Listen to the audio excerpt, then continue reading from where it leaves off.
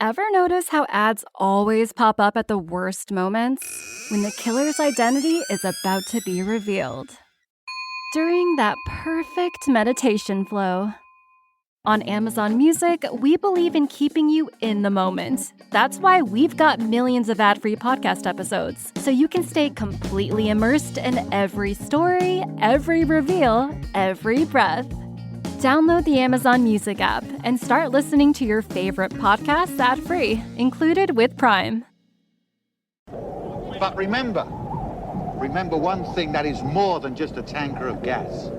That is our lifeline to a place beyond that vermin on machines. That's 2,000 miles from here. How do you expect us to get it there? Drag it? If we have to, yes, there's always a way. But the first step, defend the fuel. Words. Just words. You die for a pipe dream. We fight for a belief. I stay.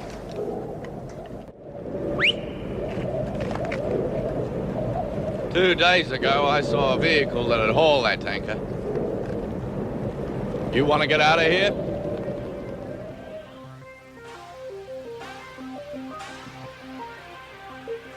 Talk to me.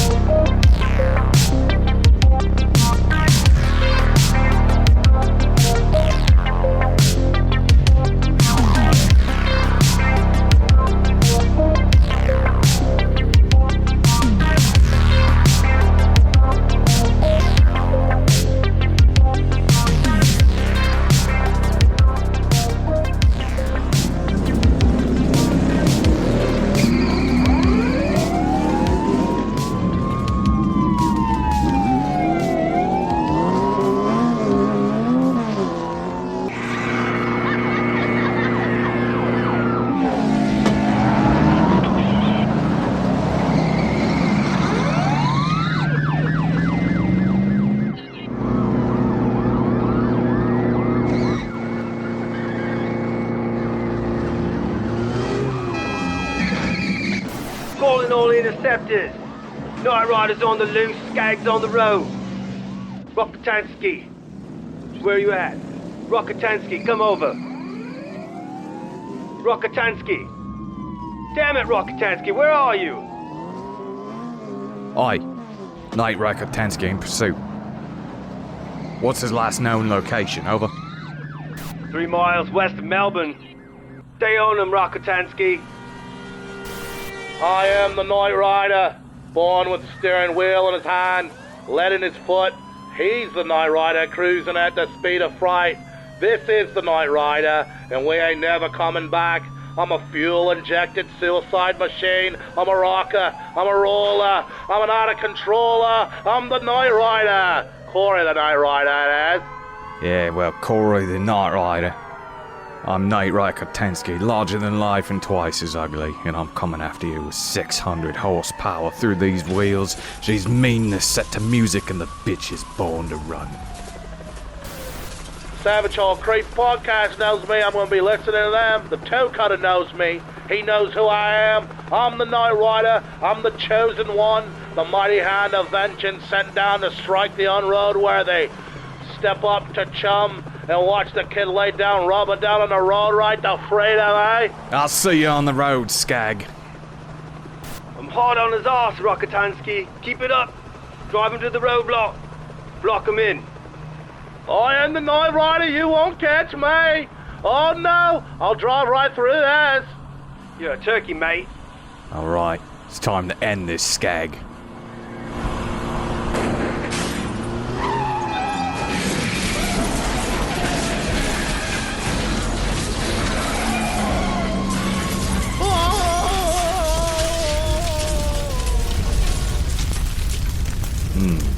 Some Skag barbecue. I love it. Time to do a bit of relaxing.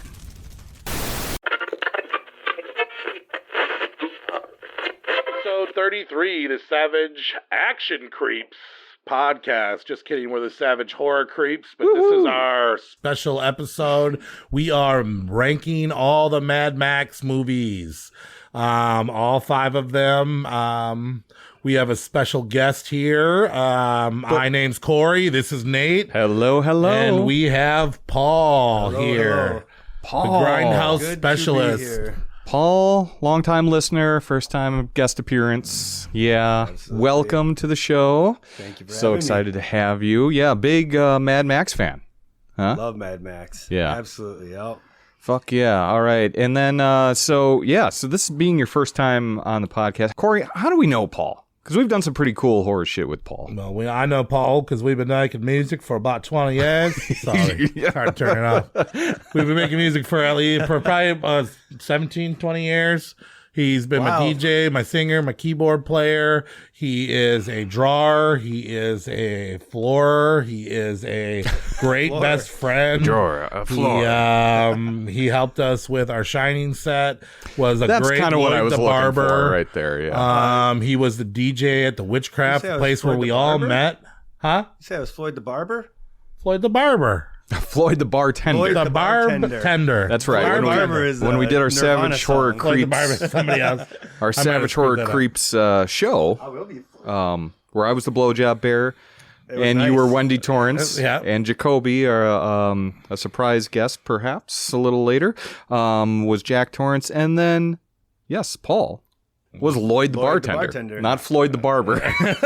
And that BJ was unforgettable. Yeah, In well, front of all those people. I do dish out a mean BJ as a bear. But yeah, the reason why we have Paul here is I always have distant memories of after shows when Paul would get stuck sleeping at my house. We'd always put the old Mad Max movies in and wind down to the Mad Max movies. And Paul was alive in 1979 when the first one came out. Not true. I was Pretty close, though. almost a twinkle in my eye. He was. I'm an 80s child. I'm 81, buddy. Well, close enough. There we go. Okay. Okay. He was Yeah. birthed when Road Warrior was birthed. So Yes. I was. Fair He enough. gave you that look when he said that. Like, I'm not that old. yeah. All right. But yeah, usually when we have a guest on here, Nate asks a bunch of questions, right? Yeah, well, yeah, so Savage Horror Creeps, obviously, it's mostly Corey and I, but when we bring in these special guests, we love having them. We love any listener that comes on and does fun stuff. But also, if we're going to take the time and bring a guest in the studio, when people are familiar with Corey and I's bullshit throughout the episodes, we like to make sure that the listeners have an idea of who we're bringing to the table tonight. And Paul, I can't think of anything better than for you to get to know the listeners by giving your top 5 horror films of all time. Your top 5. Doesn't matter what anyone else says on this and podcast. you know- I'm looking at you, Corey. I feel like many others, when you say give me 5, I come up with 10. Okay. Because Well, you it's hard give to narrow- give 10. Yeah. I- It's hard. It's hard to come up with Now- any list. As Believe far me. as like a strict horror, I'm probably more of a fan of comedies, probably my favorite genre. Okay. But we can count horror comedy, can't we? Oh yeah. Oh, definitely. Okay, well then I got The Burbs? Number 1 is The Burbs, buddy. Really? That's your favorite Burbs. horror movie of all time? I like Love that. The Burbs. Great One of the movie. greatest movies ever made. There go the goddamn brownies. You know. Yeah. Yeah, for sure. Shout out to Corey Feldman. Yes. Wasn't Corey Haim that too? Well, they're. I don't think so. I'm just having a, I can't remember. You're the taste. No, You're it was number just one. Corey Feldman, yeah. I'm having a moment. Those two are always in stuff together, but I don't. Yeah, it's tough, right? Tom Hanks. They could have been though, because that was right after Lost Boys and stuff like that, They were right? working So together they a were lot of inseparable. What else? Your number 2? Number 2, I'm gonna have to put Shaun of the Dead. Oh, okay, great. Another comedy. Great. movie. We just talked about that in our 2004 Yep, episode. yep. Yep. That was our number 1. Right. And for then that year. That has nothing to do with you being conceived in England. England, yeah. Maybe it does. You were conceived in England? Yeah, he's a dual citizen, right? Yeah, I mean, I was born here, but Yeah, okay. But you were, yeah. Perhaps maybe I conceived. was. Your mom don't be- know. Really your asked mom me when I be- was conceived because I don't. close. Yeah, he Mom, he you're wasn't- banging across the pond. I I was got nearly you. born there. Fun. From what I get, they had Shaun to of the make a Dead's great, choice. though. Yeah, we Yeah. love that movie. That's right. We do share that because my mom is like fresh off the boat, British. That's right. Yeah, yep. Yep. So, What part of England? Reading? Reading? Yeah, Okay. that's, yep. My dad was from Sheffield. Okay. so yeah. Yorkshire. Yep. Yep. So nice. I just love Shaun of the Dead. I mean, it's just a it's so fantastic great. movie. The whole. If you don't like that movie, you're weird. Yeah, you are weird. Yeah, it's true. Got a it's bit true. of red there. Oh yeah, Got a bit of red on you. Got a little bit of red there. Yeah. So what's your number 3? All right, number 3, and this is where me and Corey kind of depart. I am a big fan of The Conjuring. Oh yeah, The Conjuring movies. The first one, the second one. I think the first one was better, but so you must have remembered in the earlier episodes when I said that Conjuring is the most basic bitch answer for a favorite horror movie ever. Yeah. Well, that shows that you're listening and that you've heard the things I've said. Yeah, I'm definitely. not trying to say that you can't like The Conjuring, No, but of course when not. I was interviewing people at the horror movie themed restaurant I worked at, if they said Conjuring, they got a mark against it. But I will take that. So maybe I'm a basic. You bitch, really, you really don't like The Conjuring that much? I don't like people that like The Conjuring as their favorite. I like the Man, stories, based on. We got at least 2 people in this reality. room right now that like The Conjuring. Well, You really don't like The Conjuring? I dude, the only I good like part was in the spooky trailer. movies like that. I've seen it 3 times. I'm not a fan of the whole universe. But you didn't like Insidious, and you came around on that one, didn't you? I mean, It's okay to like new horror, Corey. You can do it. I don't. You can do I it. don't. I don't like it. I don't like new horror. I right, just Conjuring. love that Yeah. story.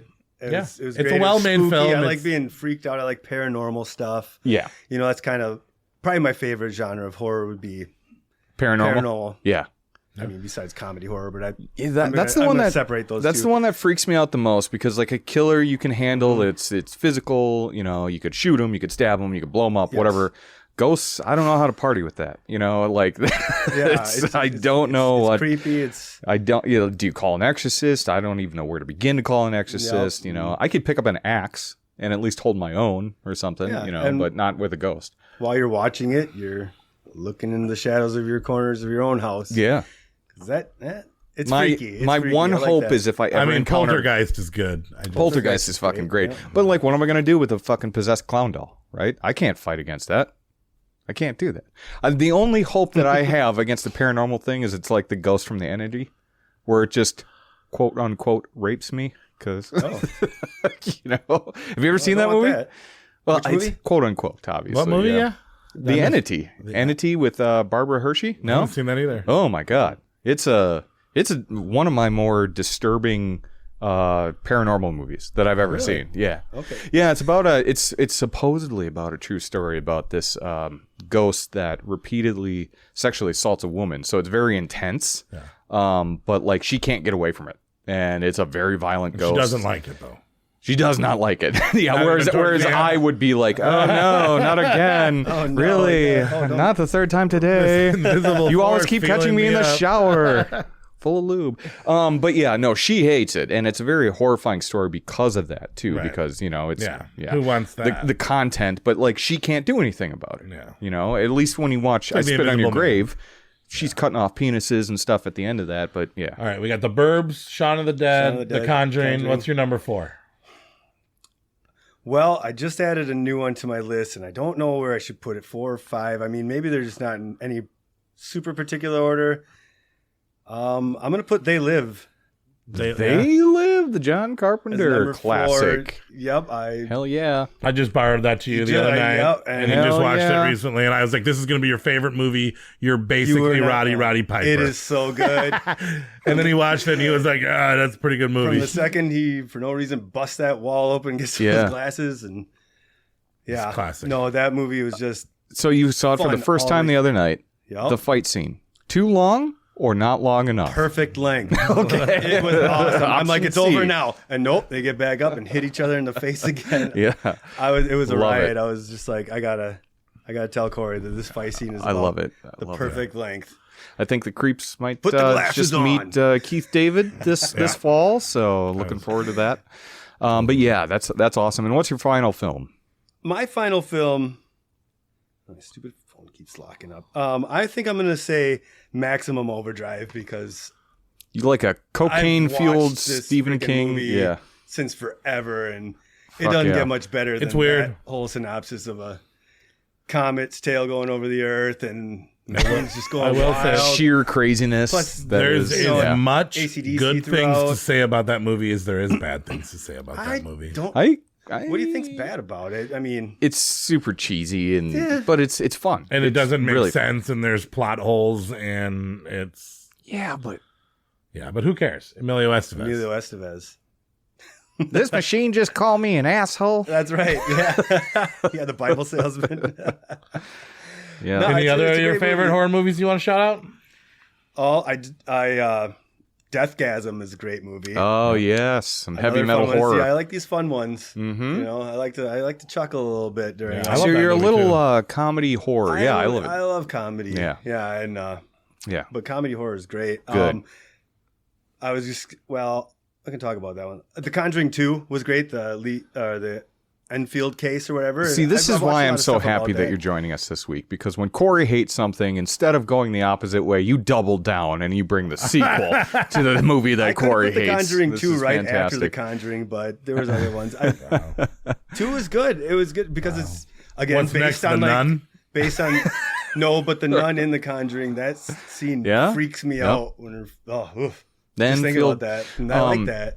There is apparently on Apple TV, I don't know if anyone subscribes to it, but there's a documentary called The Enfield Poltergeist. I think I've seen that. I've watched a lot of stuff about it. It's really creepy. It's a really creepy interesting. story. Mm-hmm. You know, it's like on the edge of believable or not. That's the thing about, paranormal stuff. Yeah, I don't know. Part of me believes it. I'm not really a spiritual guy. Have you ever had anything creepy happen to you? No. Spiritually wise? In high school, we used to drive out to cemeteries every night looking for ghosts. Yeah. You just freak yourself out. We did that never too, yeah. saw anything. There was a classic place where I grew up called Summerwind, and it was probably about like a 45 minute drive away from where we would. So it would just be get a 6-pack and drive down the old, because it's all like back, woods roads, and we would go to Summerwind all the time, and it burned down, unfortunately. But the ruins of the house were still there, and so we'd go explore that, half in the bag. Yeah, and we go to Caryville. It was a fun thing. Here's the thing: if you don't believe in ghosts, it's your job to pretend to be the ghost. Oh, so you're Like scaring knock back people on that the come to that chalkboard stuff. and I wouldn't mind little Savage Horror Creeps go ghost hunting one field episode. abandoned building field trip. 'Cause- You can hook us up. Yeah, Honestly, So we have oh, I can do it. Yeah, I can definitely do can it. make it mobile. We have the technology. let's do it. Yeah. It's one of my things I would really like to experience the most is actually I want to see a tornado, and I want to see At the same time, something like a ghost tornado full of ghosts. Oh man, a ghost tornado. Ghost tornado. That'd be something. Is That'd it be there? awesome, man. I don't know. One thing Nate usually asks people too. What is your favorite decade of horror? The 70s, the 60s, the 80s, the 90s, the 2000s, right now? Out of all 10-year spans, what is your favorite time frame of films that were made? Since knowing you, I've gotten a lot more into the 80s stuff. It's really cool. It was a time that just doesn't exist anymore, right? Yeah. It's kind of unmatchable when it comes to horror, but I mean, I got to say the 2000s and stuff, some of the recent stuff coming out. Like The Conjurings. You got the better special effects. You got, Face. I think you got some deeper stories and stuff. Yeah. I mean, especially the psychological horrors and stuff With that. new horror, it's weird because it's hard to look back at something that just happened to realize how dumb it was. Everybody thought that the 90s wasn't corny during the 90s. So right now, I think the 2020s actually are really good horror films. Totally. But I can't look back upon it. It's still here. So it doesn't seem dumb or weird, but I tell you what, the 2000s looks weird to me. Even though when I was in it, it was no, this is legit. A lot of remakes or whatever, but these are legit, man. This is the cutting edge of horror. But now I look back at it what the fuck were they thinking? Yeah. Yeah, I know. And that I get that feeling a lot with just CGI in general from back in the day. And on one of our upcoming episodes, we've been watching some late 90s movies. And I worry that in the 30s that we're going to look back at A24 and be like they were trying too hard to be cool or something. In the 2030s? Or like give it another 10 years and be like, what is like, men? Why was everybody why did everybody trying to be so fucking confused? Why did people think that giving birth through a penis was a good idea? Ouch. Yeah. I get it. Sounds horrible. But yeah. So are you going with the 80s or you're saying now? You're saying the teens? I mean, if you're going to take it all into The perspective, 10s? I bet the best movies probably had to have come from the 80s. I think the best movies almost in general, whether it's I think comedy you're, or horror or action. I think you're really the maturing 80s as a fan. I think and the accepting 80s just that. kicked ass as movies. Music, everything, man. I think you're endearing everything yourself. besides fashion, right? Yeah. Well, I even like some of the 80s. I wouldn't wear it, but like I think some of the 80s I miss it. when we started getting into the 90s. It got Yeah, a for weird, sure. you know? You start I going love it, parachute I mean, pants, man. No, fuck that. My whole adolescent life was in the 90s, but well, that's good. I think you've endeared yourself to the Savage Horror Creeps crowd. I think that. What was that thing that you said to me the other day when we were when you were saying about how listening to our podcast had opened up your mind into watching movies more. You said something really beautiful. Insert blowjob effects here. Our podcast really. Podcast is so awesome, isn't it? Something that had me really thinking. But you were like, oh, you mean in between the blowjobs? Yeah. In between you blowing me. It's not what I meant. You were like, I just meant we were blowing ourselves for a minute there. But yeah, you were listening to the podcast while you were working and whatnot, and then you're like, dude, I'm starting to watch movies more now instead of music videos because you're a music guy. I love you are a music guy. guy. Yep, and you were watching music videos and YouTubes and things like that. Yep. You never really had 2 hours to watch a movie. When I watch movies, I like comedy, and if I'm going to put something a little more serious, and I love war movies, I love action movies, I love history movies. Like, give me a good you just love World movies. War I, World War II movie For sure. Yeah.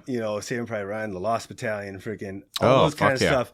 I'm a buff, I guess you could say. Yeah. And I think you are too. I heard you say something about that. I am, and I know another horror night, Anthony, is a big movie guy in general, and we talk movies all the time. I love cinema, anything really music, except for like radio country. That's the only thing that I can't stand anymore. I mean, you should see Nate's adult film collection.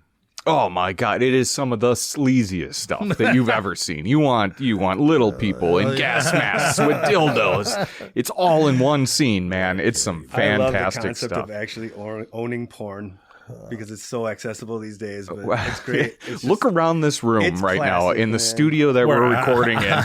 There's a large vinyl collection. There's VHSs on the walls. You think I don't own my own porn? No, you really. That's awesome.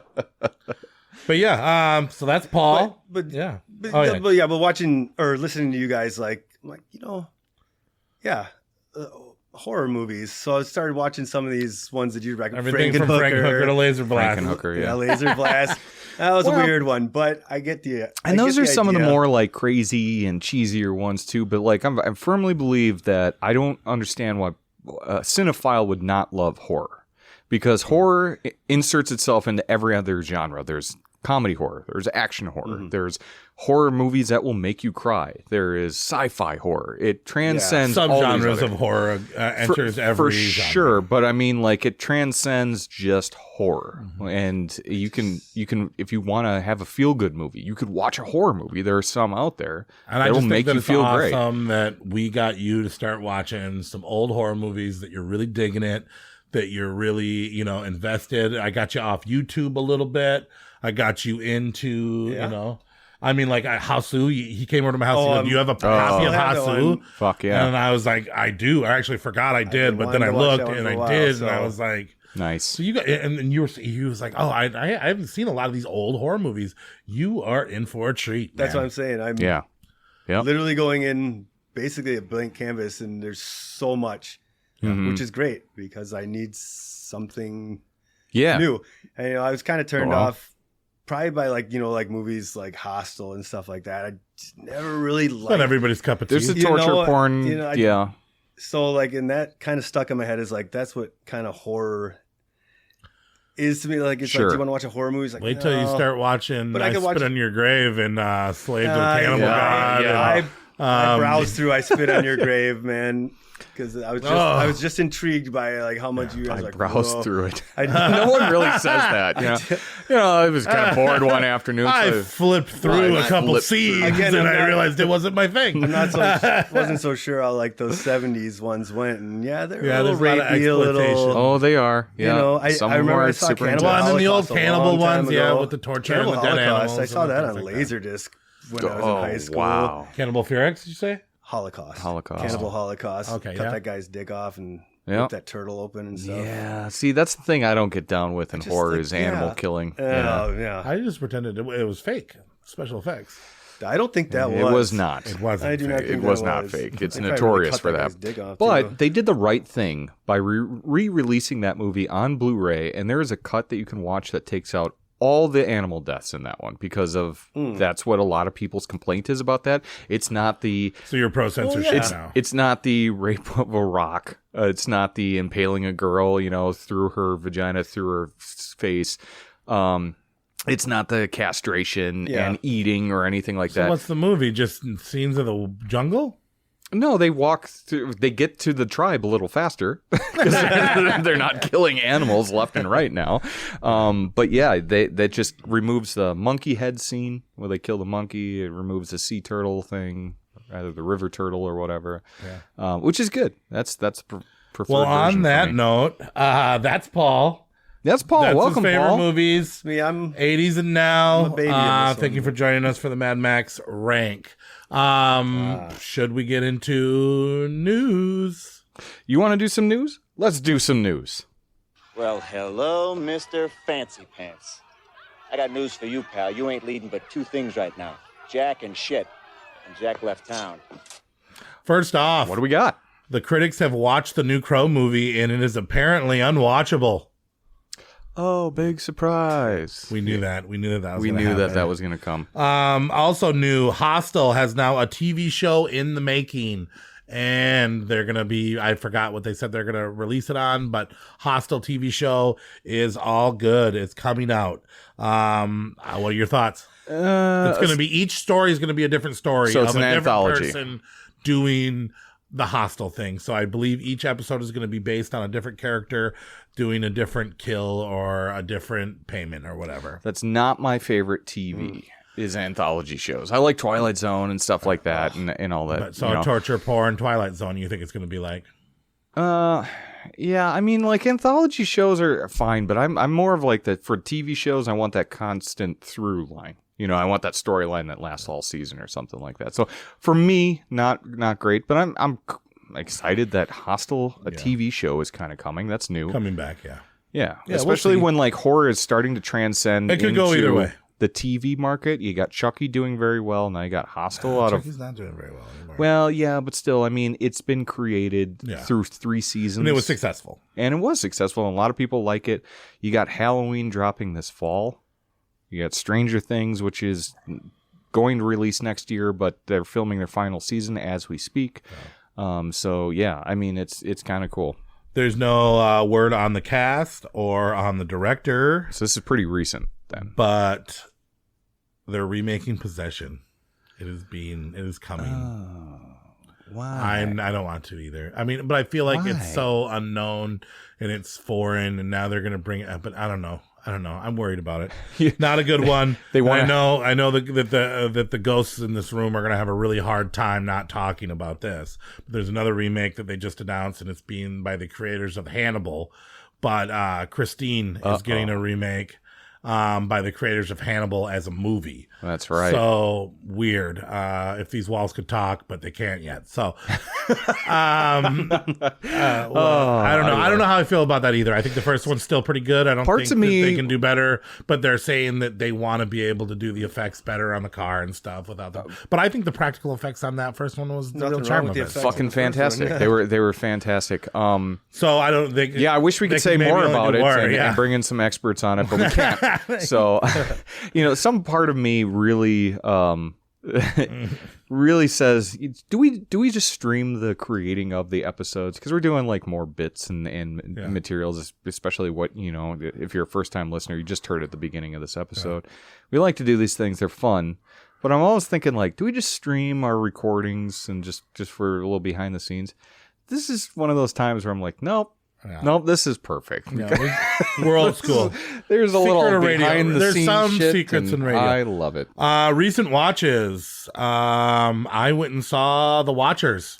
M. Night Shyamalan's daughter's movie. Dakota Fanning, right? Dakota Fanning, not the chick from It Follows. It's Dakota Fanning and a bird, and a really cool bird. Really cool fucking bird in that movie. A bird. Cool bird. Really rare bird. That's how it all starts. She's has to go deliver a rare bird to a person. What? Ends up in a woods that scrambles location, site, cars. I don't know, man. It is weird. It is not bad though, dude. I'm honestly giving it a PG-13 movie a B. Okay, well, I have no problem with PG-13. She goes out in the woods. There's a really messed up premise, but we're also talking about evil fairies. We're talking about shape-shifting monsters. We're talking a lot of confusion, really cool filters on it. Really good performance by the bird and the star. You keep talking about this bird. Oh, the bird is dope. Try not to die.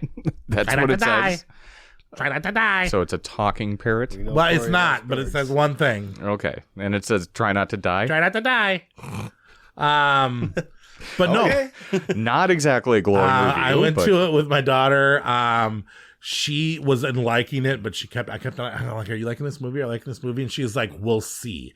Because we were so afraid that the ending was going to not give us what we needed to make this a fulfilling film. Yeah. But I don't think the ending was bad. I think this went beyond my expectations on her film. I think she's going to make better films than her father.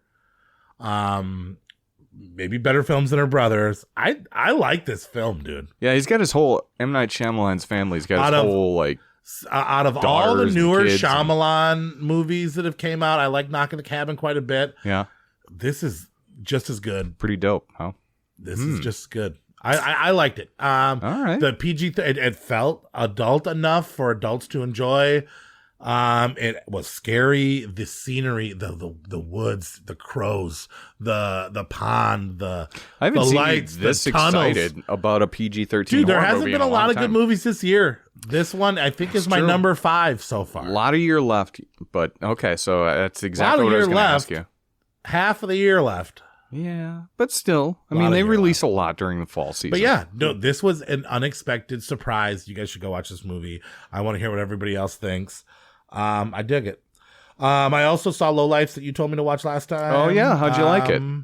I like how they had the twist right away at the beginning. Lots of twists in that movie, actually. I liked things about it, but I didn't like things about it. But as for Tubi, it's pretty low budget. Like in the realm of what else has came out from this, yes. Hi. Whoa. All right. Great. Yeah. Tubi. Wow. Yeah, this is something. Exactly. You're going to come out with some better stuff now. I believe in you now. I believe in you. Yeah. But also some things. There's some low budget limitations to it and things like that. Sure. It's free. Check out Lowlifes on Tubi. It's not bad. It's surprisingly for a movie where it starts out. It surprised me right away. Yeah. When it starts out, I'm like, what is this shit? Because there's no name actors in it, right? And so it's an unnamed or unnameable cast. It hasn't been done before, but it's fun. There's a lot of twists throughout the entire movie. There's a lot of gore too. And for a Tubi movie, a Tubi released movie, I'm like, oh, I'm really low expectations on this. Pleasantly surprised by Lowlifes. Yeah. Yeah. Cool. I'm glad you liked it. Have you seen anything? You saw that? I saw. Yes, it is Under Paris or something like that. I saw your rating on Letterboxd. It's got to be another bad shark movie, right? It's another bad shark movie, yeah. Why do they make so many bad shark movies? Do they think they're going to hit it with the CGI sharks or shit? And here is a caveat. Why not take everybody that's trying to make a shitty shark movie, all get together, put your money together, and make one good shark movie? Instead of all these bad shark movies. There is every month a bad shark movie comes out. Yeah, this one's got a little bit of a bigger budget than a lot of those that come out. And it's got a cool title, a cool cover. It's a cool concept too, but it suffers from they don't make quality shark movies where you're hunting the shark or the shark's hunting you, and there's a good plot in there. They make these like we have to get these like crazy elaborate scenes where someone's getting dragged across the water by a net and the shark's chasing him, and so like all crazy and chicks shit. in swimsuits. Yeah, not even less than what you think. Okay, less than what you think. If you're gonna go the crazy like elaborate, but if you're gonna do the crazy elaborate set pieces, then do like the Piranha remake where it's just so fucking over the top. You know, that's fun. But this is the first time I ever saw 3D dick was in that movie. Oh yeah. That and it gets chopped up. 3D D. Chopped it up. Double D. But yeah. So that was an idea. Yeah. But yeah, I don't know. I went to a Melanie Martinez concert too for my daughter, and there was some gore and some fun, and it was kind of spooky. But there was gore in it. She's way into severed heads. She's just as much into severed heads as I am. I don't know much about this Melanie Martinez, so am I missing out? I mean, like I said, I was there, and 89% of the people there were girls under the age of 20. And I felt like a weird dad in the whole mix, but I don't know. Don't worry about it. There had to be other dads there where they were just there's a few like, other dads. Hey, buddy. Yeah, we're good dads.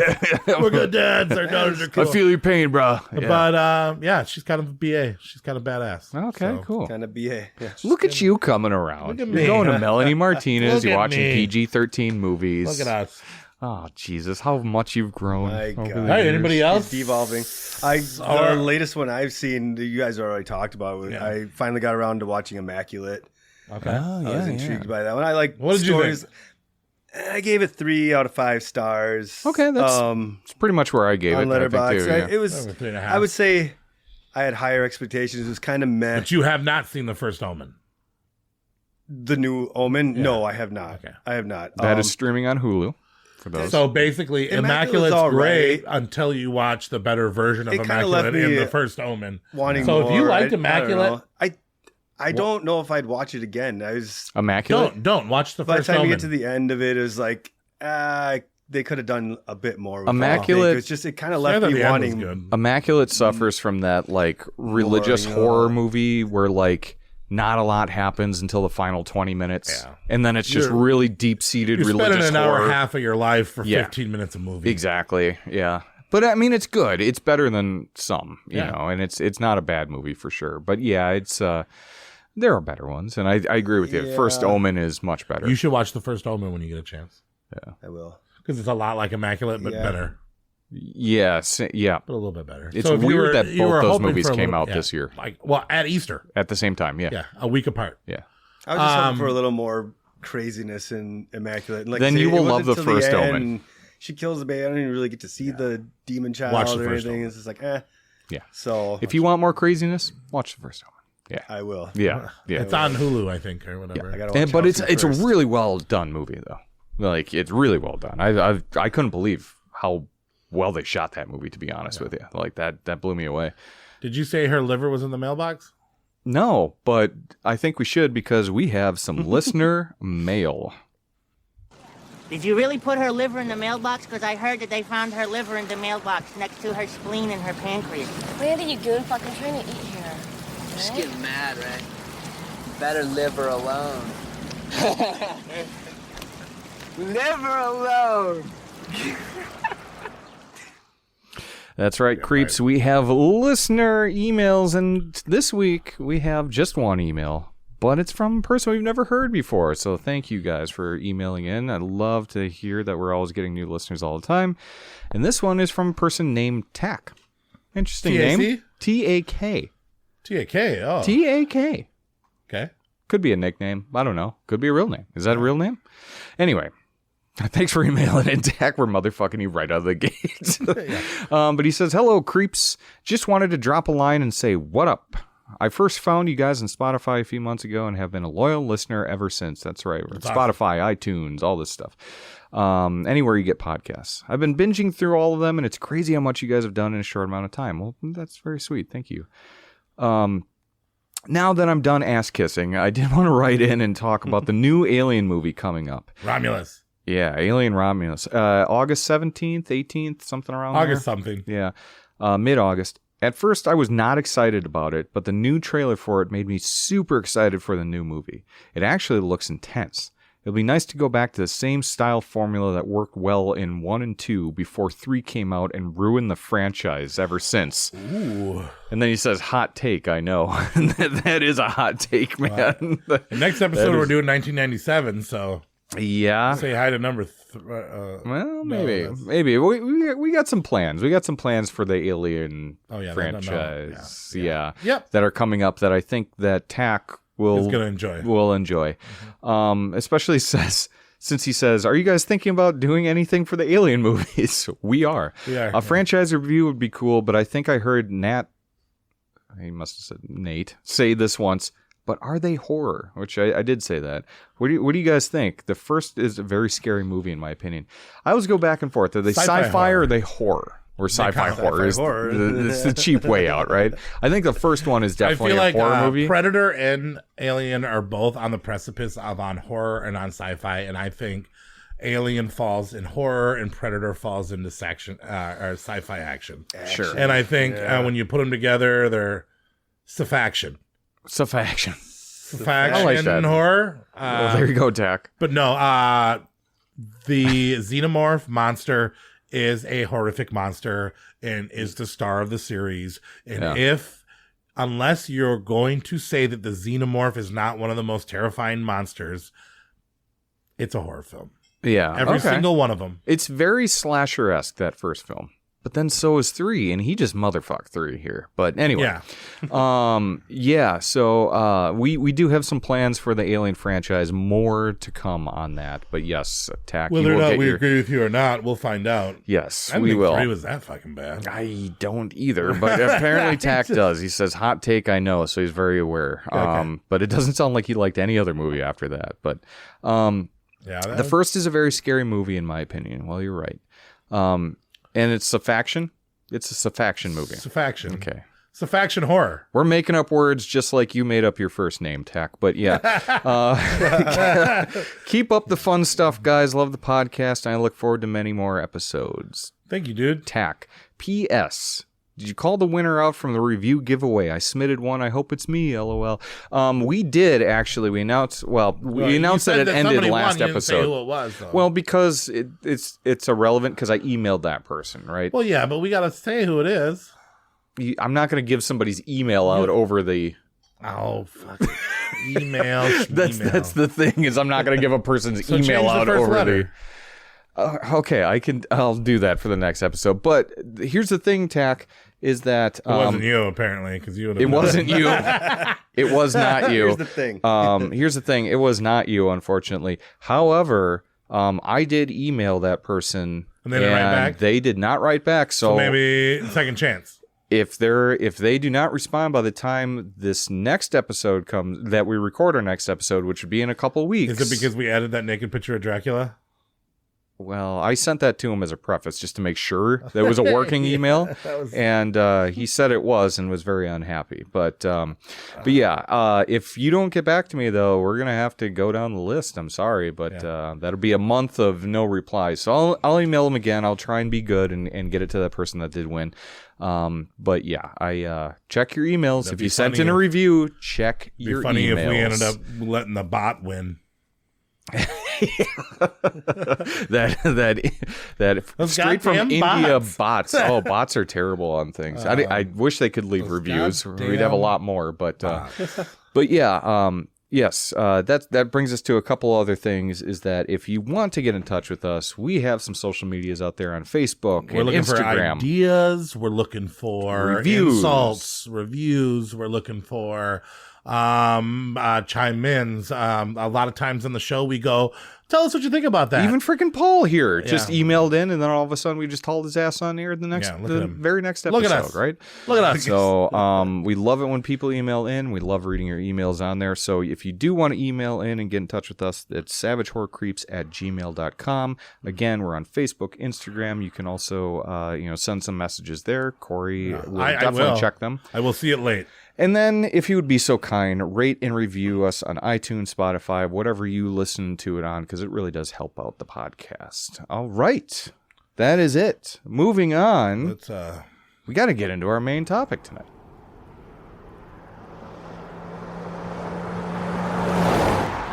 Oh, yeah. What a great podcast this has been so far, listening to the Cyberchar Creeps and sitting here with a little bit of cooked bird, a little bit of whiskey we find. Taking on petrol, having a good old time. Just sitting by fire belly. Gasoline. There you go, guzzling. Guzzling. All lives. Guzzling me guzzling. Hey. With a Bobby. Hey, I see a little bit. See a little smoke out that window. Something's coming our way. What is that? Bandits. Jesus Christ. That looks like one of the last V8 interceptors. Arm your stations. Yeah, they must be coming for gasoline, eh? All right. Get ready. He's coming. Oh, you used up grease rags. I'm here for the gasoline and to talk about Mad Max. And I'm all out of gasoline. All right. He's all gasoline? Let's fuck him. No, I didn't say that. No, I'm sorry. It's always my. It's apocalypse. All right, I got my BDSM gear. Let's get this on. Hey, it's the Road Warrior, right? We're all nice makes you think you come in here and talk to us about Mad Max? Let me tell you something. Your ranking of Mad Max is completely wrong. My God. And I'm here to correct He doesn't even know what a rank is. No, he doesn't, but you're wrong. That's all I know. Well, we know what your ranking is. Welcome to the podcast, our resident car expert, horror night, Jacoby, back in studio with us. Say hi. Much obliged. Can't promise to be the know-it-all on all engines. I'm just breaking into it. God, I really hope we don't have a large listenership in Australia. I know, like, we're in the UK pretty hard. That's fine, and maybe they'll hate this what are you as talking well. about? Australians talk just like us. Yeah, it's like we're right there. Like we're right there. We're just seconds away from saying Bobby, and that's not a knife. Much love for the country down under. If they get mad, we'll do a Wolf Creek ranking. There we go. 1 and 2. Done. You're welcome, Australia.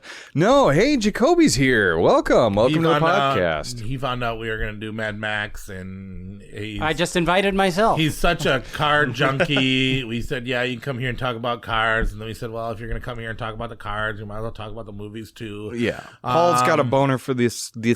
I'm still in my Paul's got a boner for this? Paul's got a right stiff one. Right stiff one for some classic cars. And now we've offended the English audience too. But no, Paul's got a boner for this franchise. Jacoby, you got a boner for cars and this franchise. As we speak, I'm searching Marketplace. Oh, yeah. You're going to buy a V8 Interceptor? Something that's totally not road legal. I like the tail fins. Something you like should never drive I call it the road rig. Yeah. Shiny and chrome.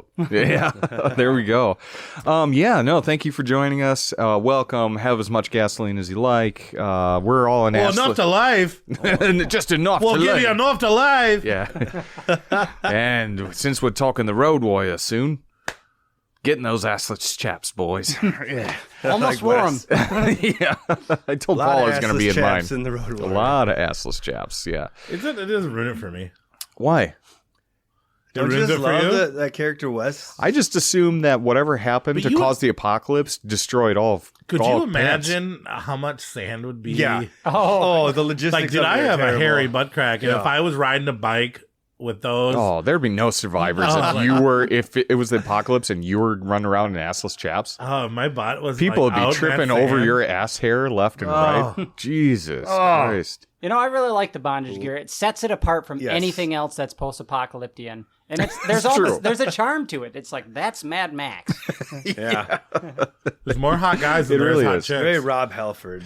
Yes, it is. Especially humongous. Yeah. Is this Cruisin' or the Road Warrior? Yeah. So basically what we do, guys, we're doing our first non-horror, arguably non-horror list. Everybody that loves horror does love Mad Max.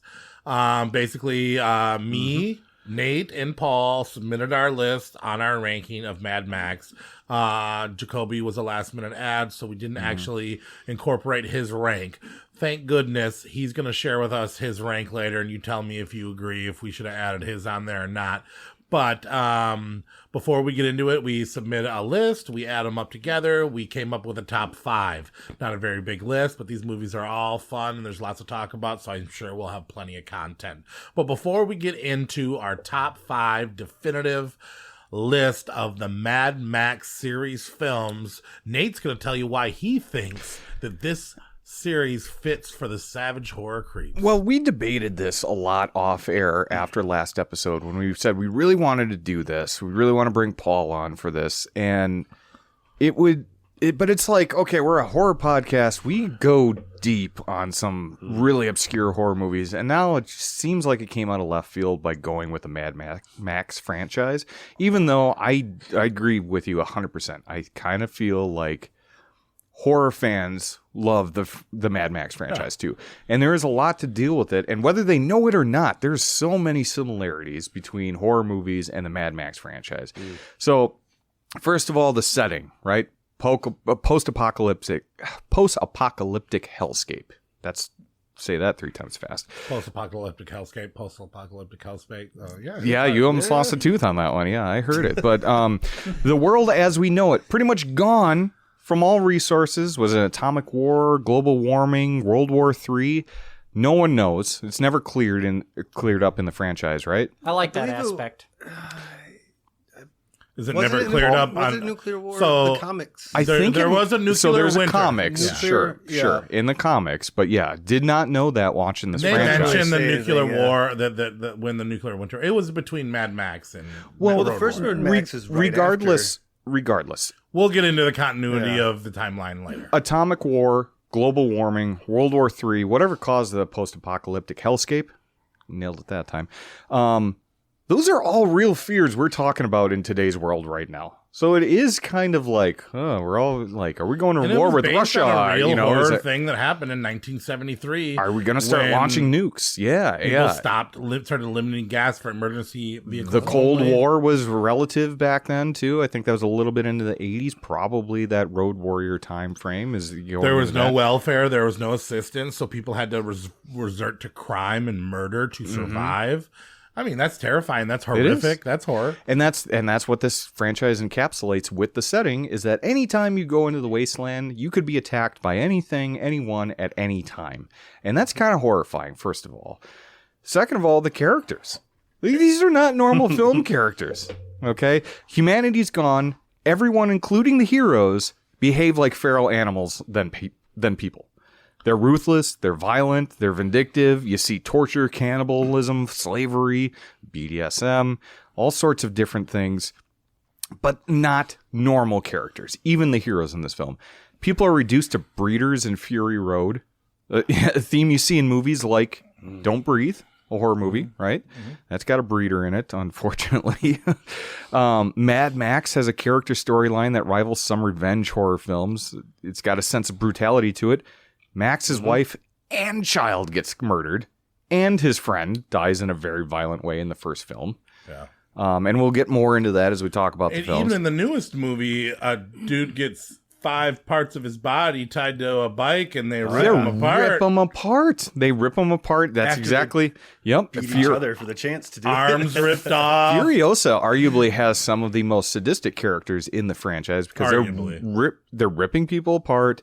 They're adding length onto their noses. Well, and then what one of the characters does to what Dementis does to Praetorian Jack and Furiosa. I won't get into spoilers or anything for people that haven't seen the movie. It's relatively new, but what he does to them is pretty fucked up. Yeah. A Morton Joe. Just him. He looks like he looks like a fucking monster. Yeah, he's got that weird beak-like mouth and stuff. Can you imagine what he smells like? Oh my god! Sometimes like old cheese too. It's really cool. Yeah, it is. Cool. It is. It's a COVID mask, but it's. I was wearing that shit during COVID. To the He's mall. even wearing it in his car. Yeah, I was wearing it in my and Morton car. Joe never got sick with COVID. Yeah. And then lastly, the violence in these films.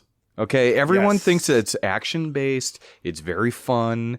No, there's a lot of fucking violence. And rewatching all these films for this, I forgot how hyper-violent they were at these times. Decapitations, body parts flying everywhere. obviously there's some violent crashes and more people are crazy violent, but the fun fact about it is slavery. But the fun fact is George Miller was a doctor before he became a director. And he would see, and he was a doctor in Queensland, Australia, and he would see all these like horribly violent crashes because they're just long stretches of road, just going super fast and not paying attention because you could become complacent when you're driving that fast and for that long and without doing anything. That if something jumps out in front of you or someone's maybe walking alongside the road or biking or something like that,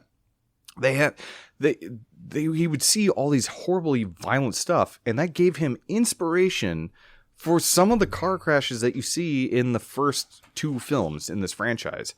And then he kind of goes off the rails with it later on. But I mean, like, he's drawing inspiration from that. You know who did that as well? Tom Savini. Mm-hmm. He was a photographer in the Vietnam War, and he used inspiration in the Vietnam War and stuff that he photographed in his special effects makeups. Yeah. So right there's some of that. You constantly see rotting bodies that are strung up everywhere, maggots eating them, you know. It's pretty brutal stuff, heads on pikes. Body horror. I don't think that many people are going to argue with us that Mad Max isn't a friend of horror films. No, but I mean, here's some other fun parallels though. The torture of Furiosa's mother, pretty intense. Mm-hmm. She gets burned at the stake. It's in the beginning of the movie. Not really a big spoiler. Like a witch, like we always see in witch films. Max in the first film handcuffs a guy to his car with a leaking gas tank. That right? inspired Saw, that scene. Exactly. And he leaves them. What does he do? He leaves a saw saying, "You can cut your leg off and get out of that trap." It'll take 10 minutes. That's all it turns out steel. Yeah, right. So there you go. We see that in Saw, and then let's think about Furiosa, who's so hot right now because of the new movie. So hot. Anya Taylor-Joy. Hot. What a babe. She'd give a dog a bone. I heard a lot of bad reviews. We'll get into it, but let's think about that. She loses an arm and becomes a badass hero, right? Who else does that? Ashley from Evil Dead. Boom. Metal. There you go. There you go. But Ash did it first. Ash did it first, and he was a lot cooler because he strapped a chainsaw to it. Well, she got a little pull start in this one. Yeah, okay, so she did. She did. Also, how she starts up that like little finger of hers, the little finger blasting finger. Yeah, it's a pull start, much like he starts up his chainsaw in Evil Dead 2. So, I mean, yeah, there's a lot for people to enjoy. Two more parallels. Say it. One, the entire series was born out of the exploitation films of the 70s, which is what a lot of horror films were. Mm-hmm. And secondly, humongous is Jason, possibly before Jason. I said that. Yes. Yeah, Corey, you did. Off air, you were like, how come no one drew any parallels? This was a year before, you said? Yeah. Yeah, Road Warrior was a year before Friday the 13th, Part 3 came out in 83. Yeah. Or maybe 84. I think 83. I want to know who's got like the trademark copyrights to using the hockey mask, or if there's just a gray area there. Well, that was but still. I mean, it's a different mask, but yeah, maybe you're onto something. When Paris Hilton tried to, copyright "That's Hot," it's a hockey mask. Did Steve Miner? Was he just a huge fan of the Road Warrior? Steve Miner and George Miller. Maybe. What if you put Jason in assless chaps instead? Like, yeah, I'm here for that movie. I like this idea. He's shirtless and greased up. And well, either way, swampy. I think we're ready. I think we've convinced him. I think it's okay. I think so. Yeah. Let's start off with the worst Mad Max movie in the Mad Max franchise. Yeah. So for those first-time listeners, we usually do honorable mentions, but because there's only 5 films in this franchise so far, we have no honorable mentions. They're all making the top 10 tonight. And really, it's the top 5. So number 5, though. Mad Max Beyond Thunderdome. By far. Tina Turner. I actually did not rank this one last. I ranked this one second to last. But I also think I like this movie more than anyone in this room. Paul, this was your last, right? I don't get this movie. I forgot half. I'm right there with you. I'm right there with you. I watched all the other ones so much, especially Mad Max, the first one and the second one. Yeah. And I do remember watching Thunderdome, but everybody I talked to, we only remember the first half of the movie Basically, let's be honest, it's the only PG-13 Mad Max film, so it is the tamest. Only 2 people die in the movie. I don't care about that. There are so obviously 2 parts of this film. Yeah. There's the Thunderdome beginning, and then there is the children conquest, where they went chosen one, full Goonies, Mad Max Goonies. Even the music was Goonies. And every time I watch this movie, I always forget about the second half, and I always remember all the great things about the first half. I think the Thunderdome is a new idea. I think it's one of the most creative ideas George Miller came up with. I like Mad Max with long hair. I think Tina Turner did her job pretty well. I think Master Blaster is a cool character. I loved that we got to see He's Mad the little Max person on a jump. Master is the little person, 2 guys, right? And Blaster is the big man. But I love to see the bungee jumping, weapon grabbing. Cage fights is good. Were awesome. Good. The world, the long hair, the sending him off on his horse. I don't know, man. There's good things about this film. There are. But this movie tricks me every fucking time I watch it because I start the movie and I'm like, this is way better than I remember. This is pretty good. Like, look at this. The Thunderdome is pretty fucking badass. And then the kids come in, and I'm like, what's going on? And then I'm like, well, at least we're getting a car chase at the end.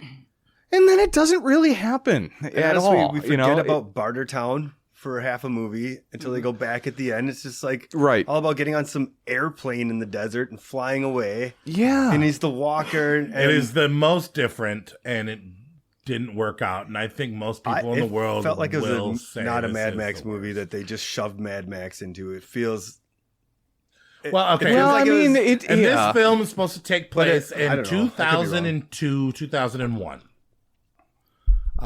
So this is actually about 15, 16 years after the end of Road Warrior.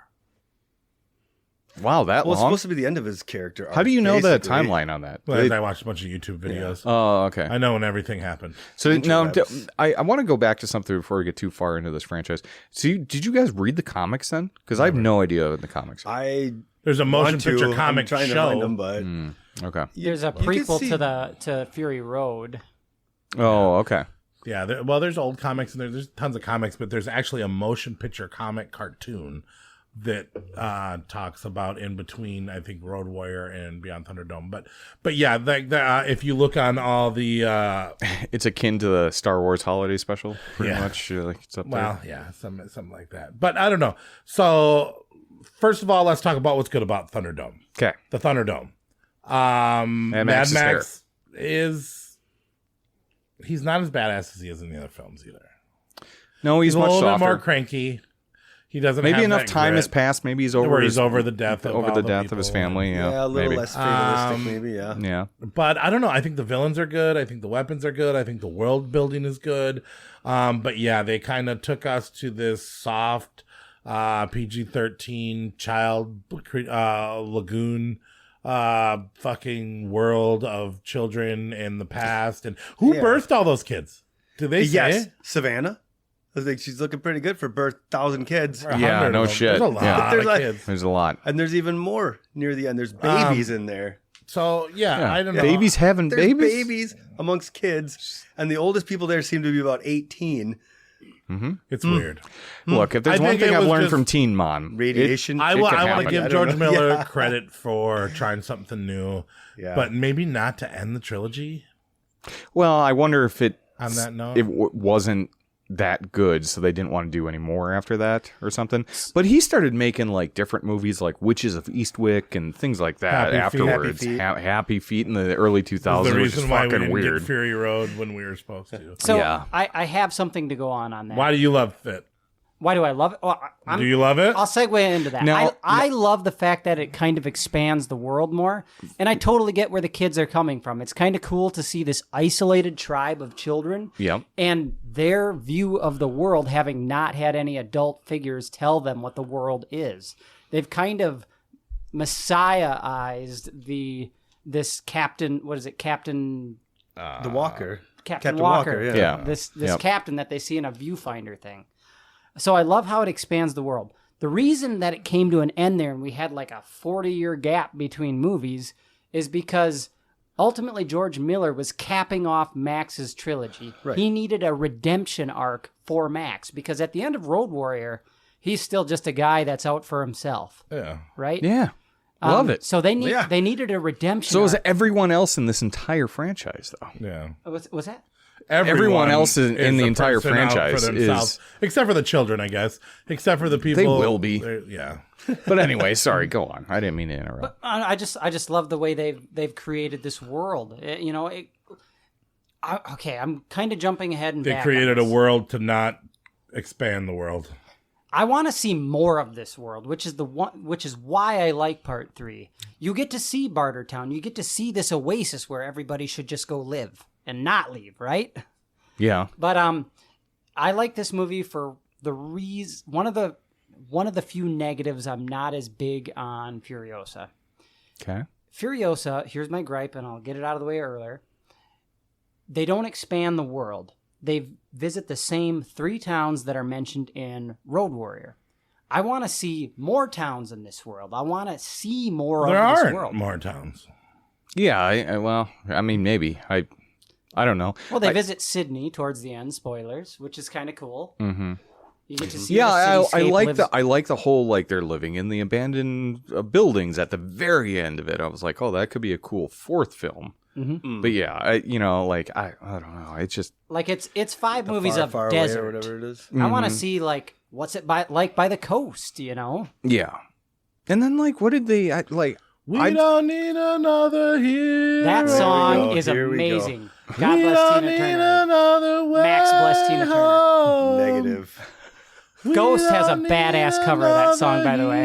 really. Is it as badass as what Corey's doing right now, though? Because I don't think so. Between Ghost and Corey, I might listen to Corey first. I would listen. Yeah, I would listen to Corey over Tina Turner's song for sure. But Paul, you really didn't like this movie. though. But here's the thing. Hated every song in that movie. I hated this. I hated He the didn't like stupid. Tina Turner. I hated the stupid. He little listened to it on the way here, though. Oh, We that did movie, listen. like all the other ones are more like orchestral, and you got a Judas Priest song and Road Warrior. I did not like that. Tina Turner. I did not like. Why Did in you 2 think she did a movies good they have job somebody acting? playing a saxophone? Do you think she did a good job acting? For no though? reason. Right. Jess plays a saxophone, and that other guy in Bartertown's playing a saxophone. It just screamed. Do you like think Tina Turner mid- was a miscast, though? Do you think? No, she was fine. She was good as the role. I enjoyed. Just not the song. I hated the soundtrack to it. It didn't feel like a Mad Max movie. I mean, The first half does, and then the last half doesn't. It really doesn't. I mean, maybe not as much. The villains weren't as hardcore as in the other films, but I don't know. Villains were kind of confusing in this one. They were all Who over was place. the villain? It was Tina Turner, right? I think so, but in the then end, not really. Now the real Well, villain the was that original guy- ending, they were gonna have she her kills killed. Max. Yes, she was going to. But kill him. they changed that because they didn't know. They knew that was dumb. Maybe this is a Mad Max for chicks. Now the real villain of this movie. You know, like, you gotta get the Mad other Maxine. 50% Well, I of the would've been people in into there to it. watch it. Look, we got a nice little story about these kids, and I mean, it's too cutesy. Yeah, I'm it has sorry, it's just the too happy cute. ending, and she spares them, even though she originally wasn't supposed to. The kids live. The pilot comes back, even though he's not. He's not the same pilot. guy, which just annoys But he is the Just crap the out of exact. me. That really annoyed me too. He's got a yeah. kid in this little plane. Yeah, I thought he And was kid the knows how to fly his continuation. plane. Yeah, I guess he's not. He's not. It's a completely That's so different fucking character, dumb. Which is just why couldn't it be the gyro? Yeah, but he captain? lived. Yeah, but he was the captain of that other thing that they never Gyro went back captain to was again. awesome. Too. I loved the There are gyro. people that have theories that claim that each one of these movies is not a that these are not sequels, that each one is a standalone. I film. can see that. I don't think but- the same Max is the same.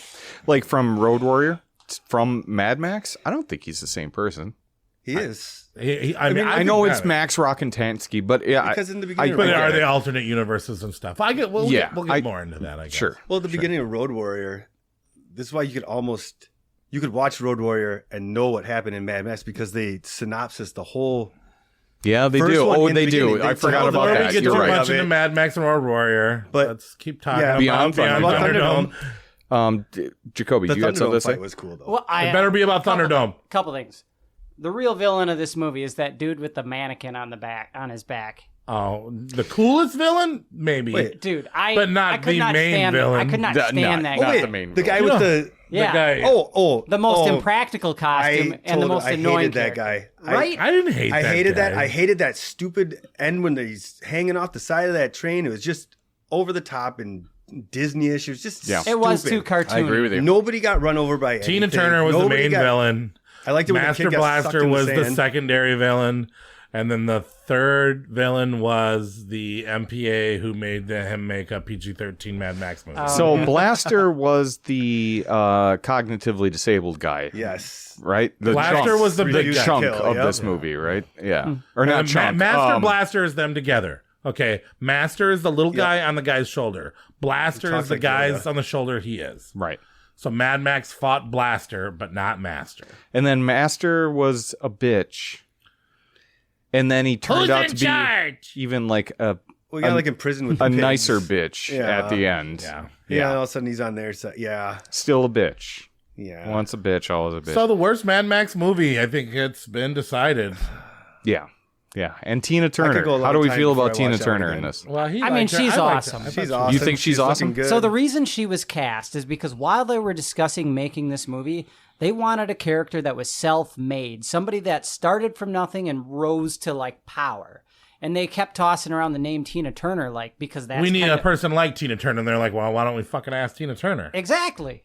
And she's like, yeah, baby, I'll do it. I would have rather had that chick from Vamp. Grace Jones? Yeah. I think they're both strong, powerful women. Yeah. Especially around this time. Turner's character. Tina Turner did do good. I mean, I believe she's all right. But she wore that 80 pounds of chainmail. Yeah. It was pretty much appropriate for how intense. You were waiting for that? No, I was not. But I got it. It was the right character for the intensity of that movie, I think. It was just... No, the only thing I really was waiting for is Tina Turner. Yeah, I don't like her. You didn't like her? Yeah, I didn't like her. I didn't like her. You didn't like the kids? You didn't like Tina Turner? You didn't like long-haired Mel Gibson? Didn't like her. You No, didn't I like the Master long-haired Mel Blaster? Gibson. Okay. I didn't like Master Blaster. I like I like Blaster, not Master. Yeah, Blaster. You like- I hate Master. Master's such a I hate little I bitch. hate But, everything. but you're such a Master Blaster yourself. I will Master Blast unprovoked, yes, but very easily. He's always Master Blasting. Yes. But still, yeah, I do not like... Turn to that spigot. Did you watch this movie naked? No. I was Careful that... now. No, he told me one day that he enjoys to watch horror films naked. Yeah, I'm more like Porky Piglet now Yeah, since I'm in. I was like, yeah, sure. yeah, I put the wasn't sure. shirt I don't wanna on see now. my belly. I'm partially ashamed of And my then- body. I get it. Yeah. Donald ducking. Yeah, yeah, but yeah, balls are out. All right, the fourth best movie in the Mad Max Saga. So Paul, that was on. Paul, that was on our bottom. Corey, you liked it a little bit more. Yeah, I gave it my number Yeah, 4. Jacoby, now for the listeners at home, our ranking, how we designed it, since Jacoby kind of showed up a little late to this party, clearly, as you heard earlier. I'm here for the guzzoleen. Our Savage 5 tonight is Paul and Corey and myself's ranking. But where would you put this if you had to make a top 5 right now? It sits solidly at my number 4. Wow, okay. It does not have the best stuff in the series, but as an expansion of the world, it's fun to see where the characters are. Cool. I like Thunderdome better than the next one we're going to talk about because of the 80s charm. I love 80s films. I love the look of 80s cinema. I like the sets. I like the practical effects.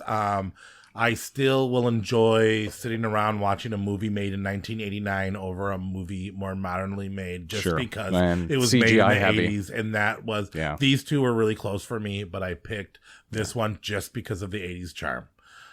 So, but this was not your last, because Second to your last movie is. Yeah, well, thanks for stopping by tonight, Jacoby. We're done here. Getting the Interceptor. Will be out of here. Just on my way. Number 4. That's right. The new, just released Furiosa, a Mad Max Saga. Second to last. Well, you're going to time out right now? I gotta pee. Oh. I'm sorry, I like pre-gamed. We could. Oh, that's all right. We could probably talk. You can just come back with the headphones on. Yep. All right. So, Mad Max, the newest Mad Max 5, the prequel to Fury Road. We got recasted Furiosa. We have Thor as the main villain. And we have another different type of story, kind of going a little bit against the grain. The first time Mad Max ever went back in time, I went and saw this in the theater with Paul, and I actually do believe this was the one I least enjoyed. And maybe in future watches, I will learn to appreciate this one more. But I didn't like how they had a dollar store version of Mad Max. I didn't actually like Thor's performance in this. They gave him a new nose, and he was truly conceited. Truly the evil version of Thor out there. Yeah. But I didn't like him. I didn't like Dementis. I wasn't huge into that.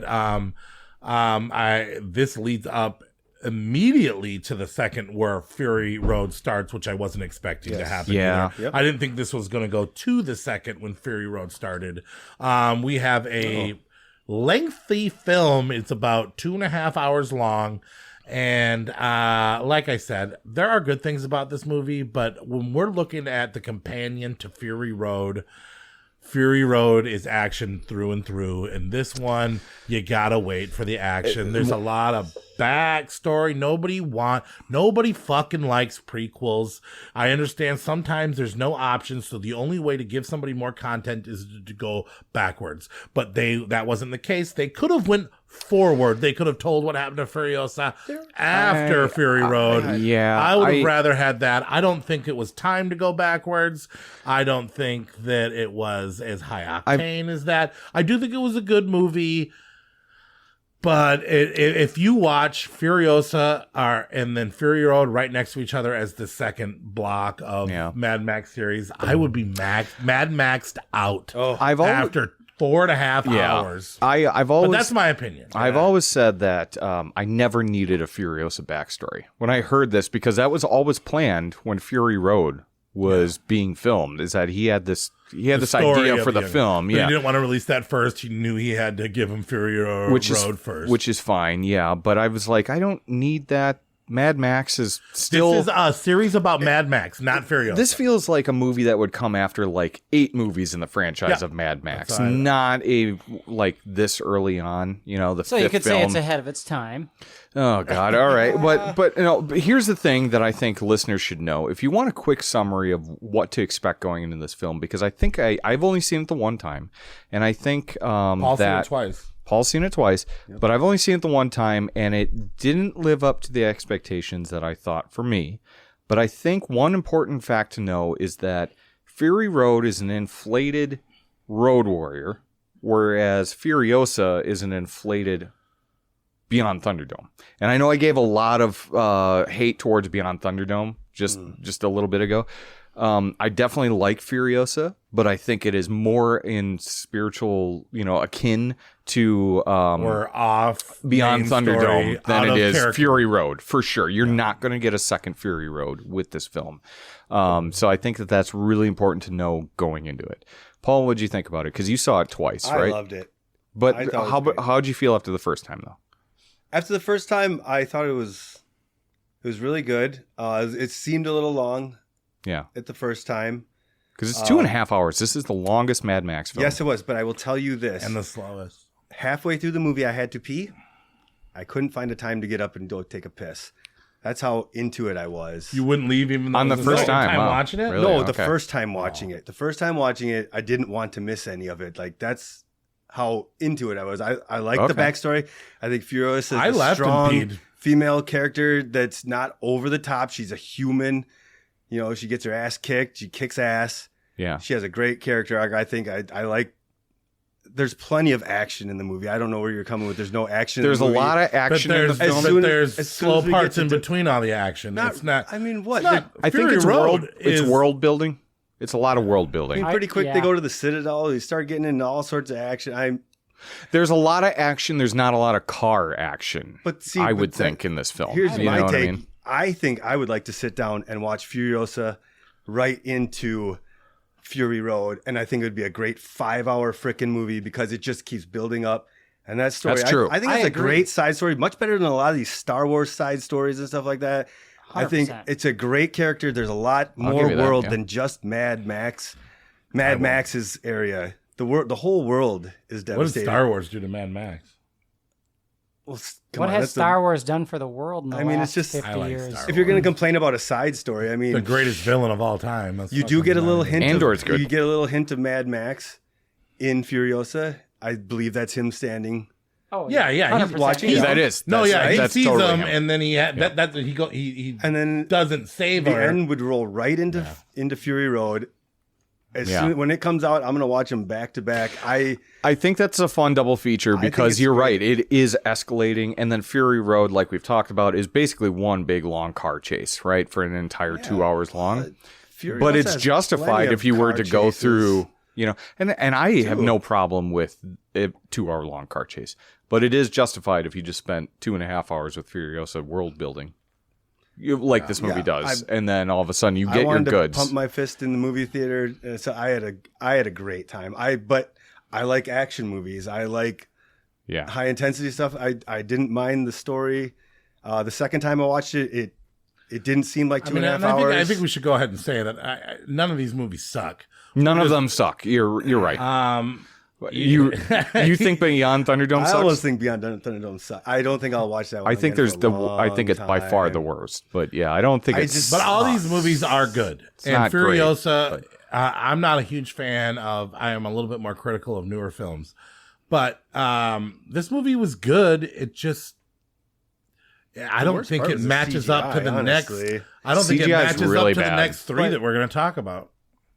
Okay, let's go to Jacoby first. Tell us your thoughts, and then we'll get into that CGI because I definitely have to talk about that because it's not good. Anyway, Furiosa. It's very soon. Just saw the movie about a week ago. Yep. Sometimes movies you need to let sit for a couple of years, marinate, and then hindsight's 20/20. You can act a couple years. Well, a couple months to a year. A couple of years, half a year, maybe. You can accurately assess it. The one thing that's different first kid's graduation, couple decades. But yeah, this one definitely 100% follows the continuity of Mad Max Fury Road. As a movie, I thought it was phenomenal.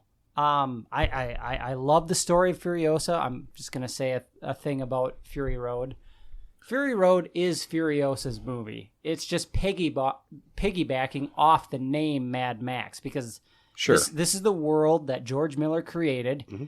By this time, at this point in time, he's really fleshed out the world because he's been wanting to make Fury Road for like 2 or 3 decades at this point. Yeah, sure. So he's fleshed out this world in his head. He's got the vision down. He's got the art. He's learned from trial and error. He's created this character, Furiosa, but the world's not ready for another character in this world. But Mad Max was highly successful. Fury Road. Yep. Let me retract that. Mad Max, the original from the 70s. Oh, yes. And then Road Warrior, they were both highly successful. It's a name. You can talk to anyone. Everyone's heard of Mad Max. Oh, yeah. Like, even if you've never seen the movies, if you're driving like a crazy person, you'd be like, hey, Mad Max, slow down. Or something like that. It defined the post-apocalyptic future. It is a Mad Max movie. Yeah. So that's the name that's going to get butts in the seats in the theater. Yep. Get him in it, work him in as a character. But if you watch Fury Road, that's Furiosa's movie. I don't agree with you. No, it's Fury Road is also Nux's movie as well. Yeah. Well, he has the biggest arc. He has the full arc is in that. Yeah. He does. But dude, are you telling me that Mad Max and Furiosa aren't going to make a fucking baby at the end of Fury Road? I think that was the original plan, but I like the way they ended it. This is about a connection of two strong characters where you had a strong, dominant character that ran shit, that made money, and the reason why Furiosa's not making money as much is because Mad Max isn't in it. Mad Max has just as much screen time You really as think that's fucking it? Furiosa.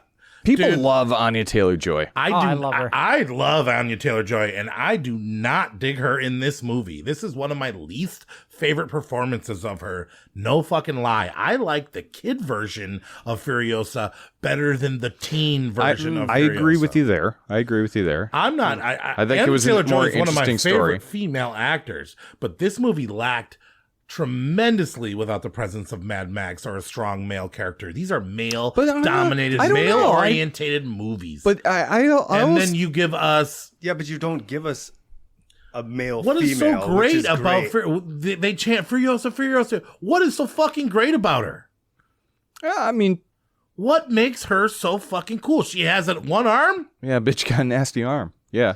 But it's very good for the exploitation films of the 70s. What is so special about Furiosa? She's revenge. Hold on, one at a time. But why do I care about Furiosa? She knows where the land of abundance I don't. is. That's the whole thing. She knows where the land of abundance is.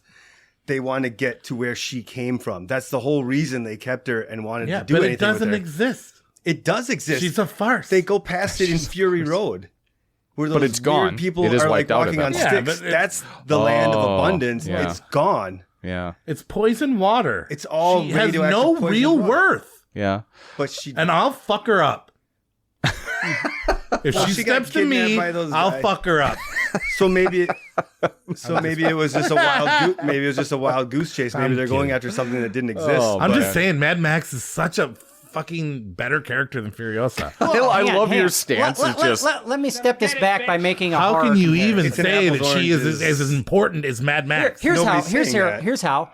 Okay, so if we compare this to another horror franchise, the Friday the 13th movie was about Jason's mom. We had 3 movies about Max. Now it's time for Jason, a.k.a.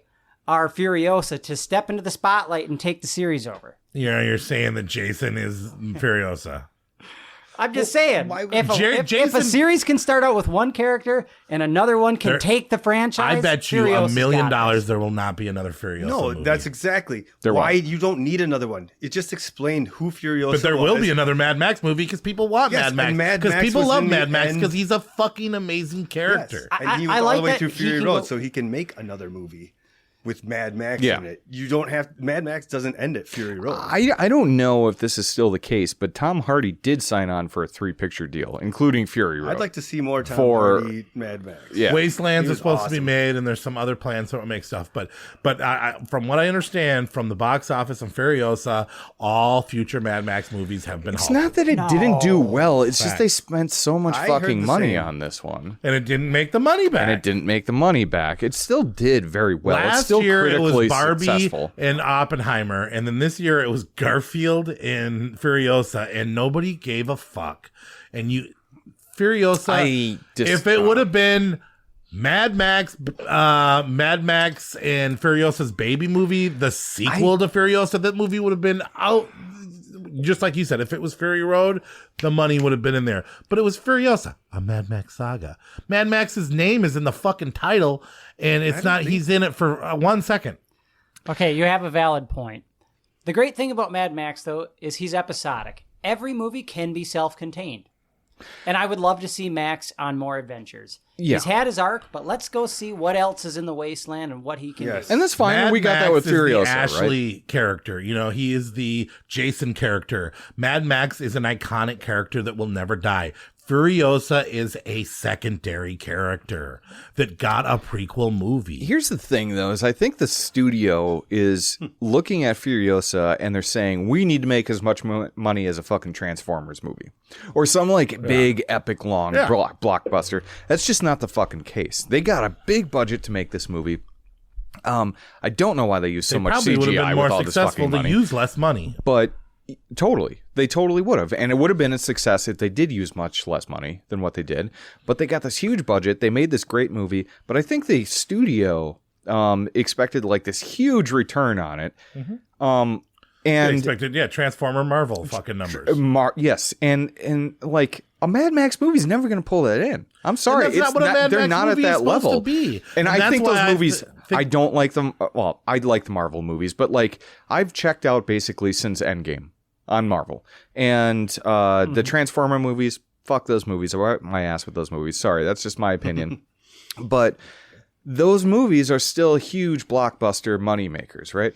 Mad Max was never on that level. The Fury Road origin would of never Mad be on that Max is level. exploitation film. Exactly. And they're not supposed to be on this super scale. And that's why I love the original trilogy But with so that much. being said, Furiosa still did critically very well. A lot of people, the viewers, really liked it. It's very successful in terms of I enjoyed actual it because movie, I not like money. the Mad Max world. Yes. And I like anything, but I do. But to end my talking shit on Furiosa, I think Thor was a miscast.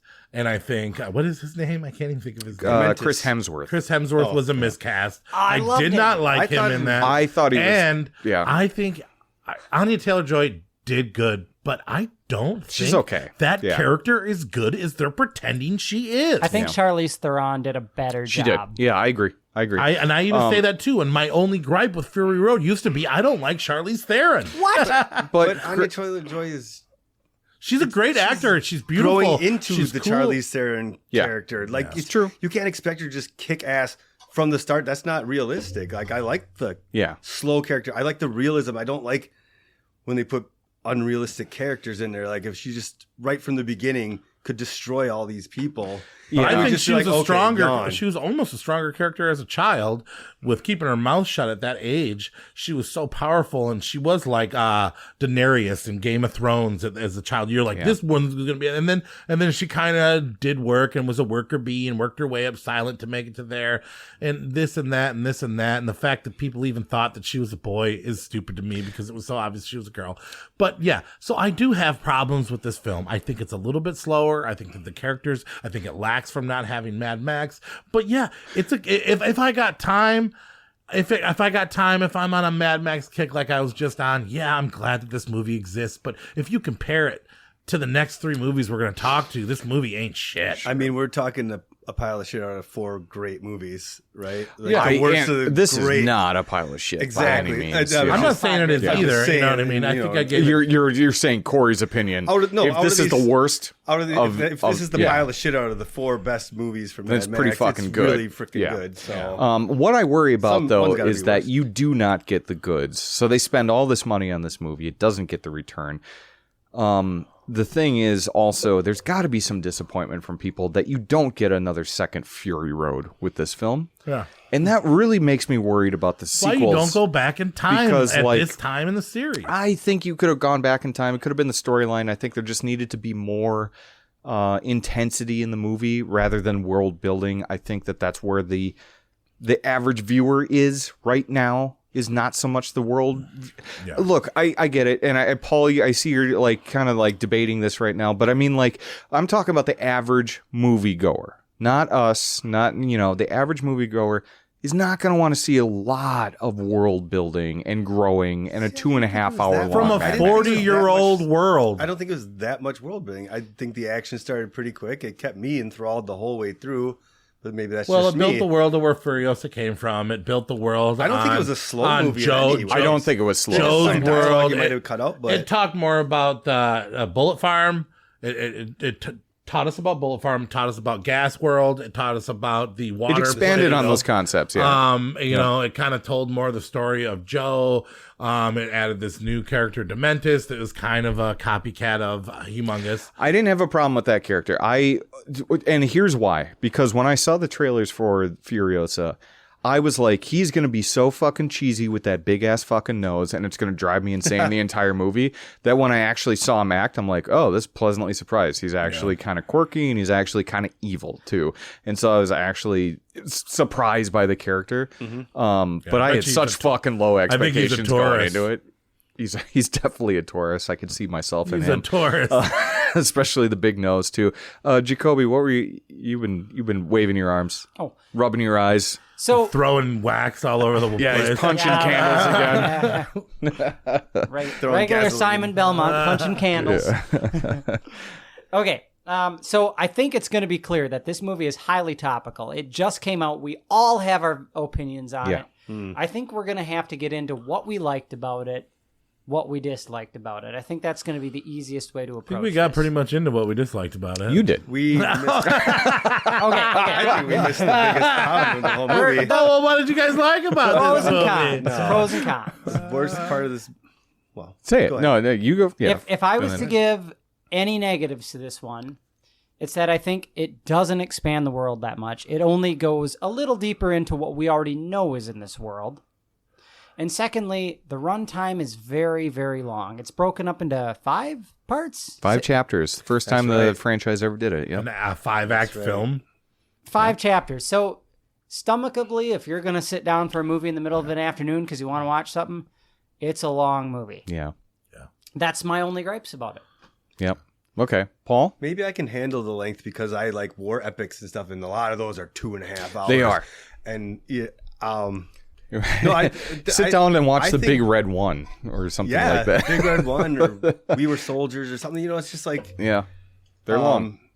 But it builds the story. I like that it tells me who Furiosa is. It's great. The absolute hands down worst part of this movie was the CGI. That's the only thing let's that talk took me about a little that. bit out of it. CGI just really to make bad. sure that we don't do to this podcast what Furiosa did the thing. Let's talk about the CGI and let's see, and then keep it moving. Yeah, but because we really talked about our feelings on it, but CGI, I agree with you, Paul. Bad, really bad. Freaking chariot. Controlling those 3 motorcycles, it just looked fake. I'm doesn't make sense because I'm like a mechanics kind of like. Sure. Kind of like a practical guy. I'm like, how the hell is he steering? This don't make no goddamn sense. I mean, they can make them. I know, but it's like individually. The CGI was so, I don't want to say poor, but it was so cut corners. Like it didn't flow correctly. It didn't feel like Fury Road felt apocalyptic but real. Well, that was all practical effect, 90% practical effects. Yeah, and they just did the backgrounds on that stuff. Why couldn't you do that again? They overdid it with this to where it felt more like Sin City-ish, like more graphic novelty than a real movie. Coming down the stairs. Yes, there's this one scene where like one of the breeder ladies are walking down the stairs, and they CGI'd a person walking down the stairs, and it looks really fucking bad. It draws your eye away from everything going away. Punched at the beginning of Roadhouse. That was better than this. This was like late 90s CGI. And I was like, why are you CGIing a person walking down the stairs? Did you fuck up the shot? And you had to, did you fuck up the shot and you had to put somebody in there? But I don't get it. Can I speak more to this? Yeah. Mm-hmm. So George Miller, he's been at the craft for 40 years now. Yep. At this point, and Fury Road is a beautiful painting, but that's what he makes now. Every movie is a perfect painting. He like has Happy Feet? I'm not going to speak to that. But like Happy Fury Feet Road was successful. Every frame he makes into a painting. You could make every frame of Fury Road a screensaver on your computer. It's fascinating to look at. It's color corrected. It's beautiful in every way. Composition. Sand isn't even the right color that real sand really is. Yeah. But here's my thoughts on that. Yes, it's nice that he has a chance to really make his vision look the way he has it in his head, as pretty as it can be, but I think you're losing some of the beauty of imperfection. When you look at like these old movies from the 80s, like, I don't know whether it's Indiana Jones, the originals, or any of the slasher movies from the 80s, you're looking at raw film. If there's an imperfection, it's on the camera, but it makes it feel real, grounded in reality. Yep. When you gloss over everything with CGI, it just feels fake. Yeah. And that's my problem with every movie these days. Yeah. Everything is CGI'd, whether it needs it or not. Just fucking film something on camera. That's what this feels like. It feels like cheap. It feels kind of cheap with that. Now, again, I think we all like this movie. Yes. Yeah, I'm starting to think I don't. I'm starting to think you don't either, too. But yeah, I do think I want to talk about the next one. But can I'm gonna make a hot take about this movie before we move on, and maybe correct me if I'm wrong. Is this the most violent film in the franchise? No. Think about the stuff that happens, the torture of Furiosa's mother in the beginning, what happens to Furiosa, some of the stuff that they do. It's pretty brutal. Maybe the most savage. How is that different from brutal? What's the difference there? I'm actually asking savage and brutal. Because the things that people do to other people in this movie are, I don't know. Maybe it's not, though. I don't know. Now, be careful here, because if you're saying this movie is savage and not brutal, then that means it's even worse than brutal, right? Or else we'd be the brutal horror creeps. Yeah. Right? So savage has got to be on its own elite bar. I don't know, man. I mean, like I said, it was too long. If they would have made it shorter and brutal, and then do you think you'll like this more on those brutal parts? But they fucked up by making this too long and not putting Mad Max in it. Personally think I will enjoy this film more when I watch it a second time. I'm going to buy it when it comes out. And Paul, you're a testament to this. Jacoby, you only saw it once? I've only seen it the once in theaters. Okay. Do you think, Corey, that you're going to like this more? I'm not going to watch it again. You're never going to watch it again. Yeah, okay. Just going to go back to Thunderdome. Well, why don't you just I'm gonna watch this? Can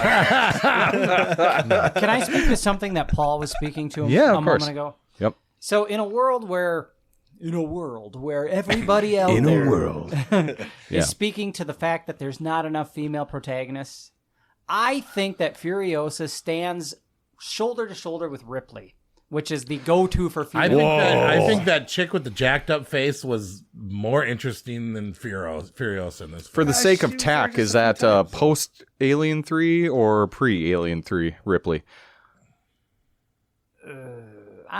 You know what?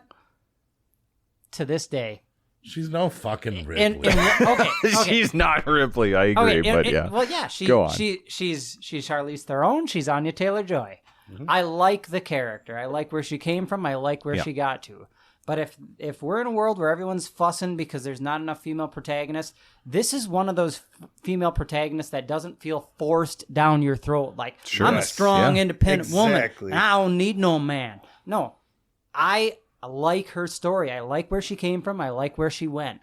She is cool. She's a person that, okay, as a cosplayer, I could see other people showing up at conventions cosplaying as, whereas some of these characters that they create, like Black Christmas, the most recent one, are my God. Just well, this is coming from the guy that doesn't like women to talk very much, because Furiosa says about 10 words in this whole movie. Yeah, but yeah. Well, don't she just like spin it quiet that women. way. Yeah. Quiet women. Well, she doesn't. She's speaks when she's spoken to. That's about it. She's like the man with no name in the Clint Eastwood movies.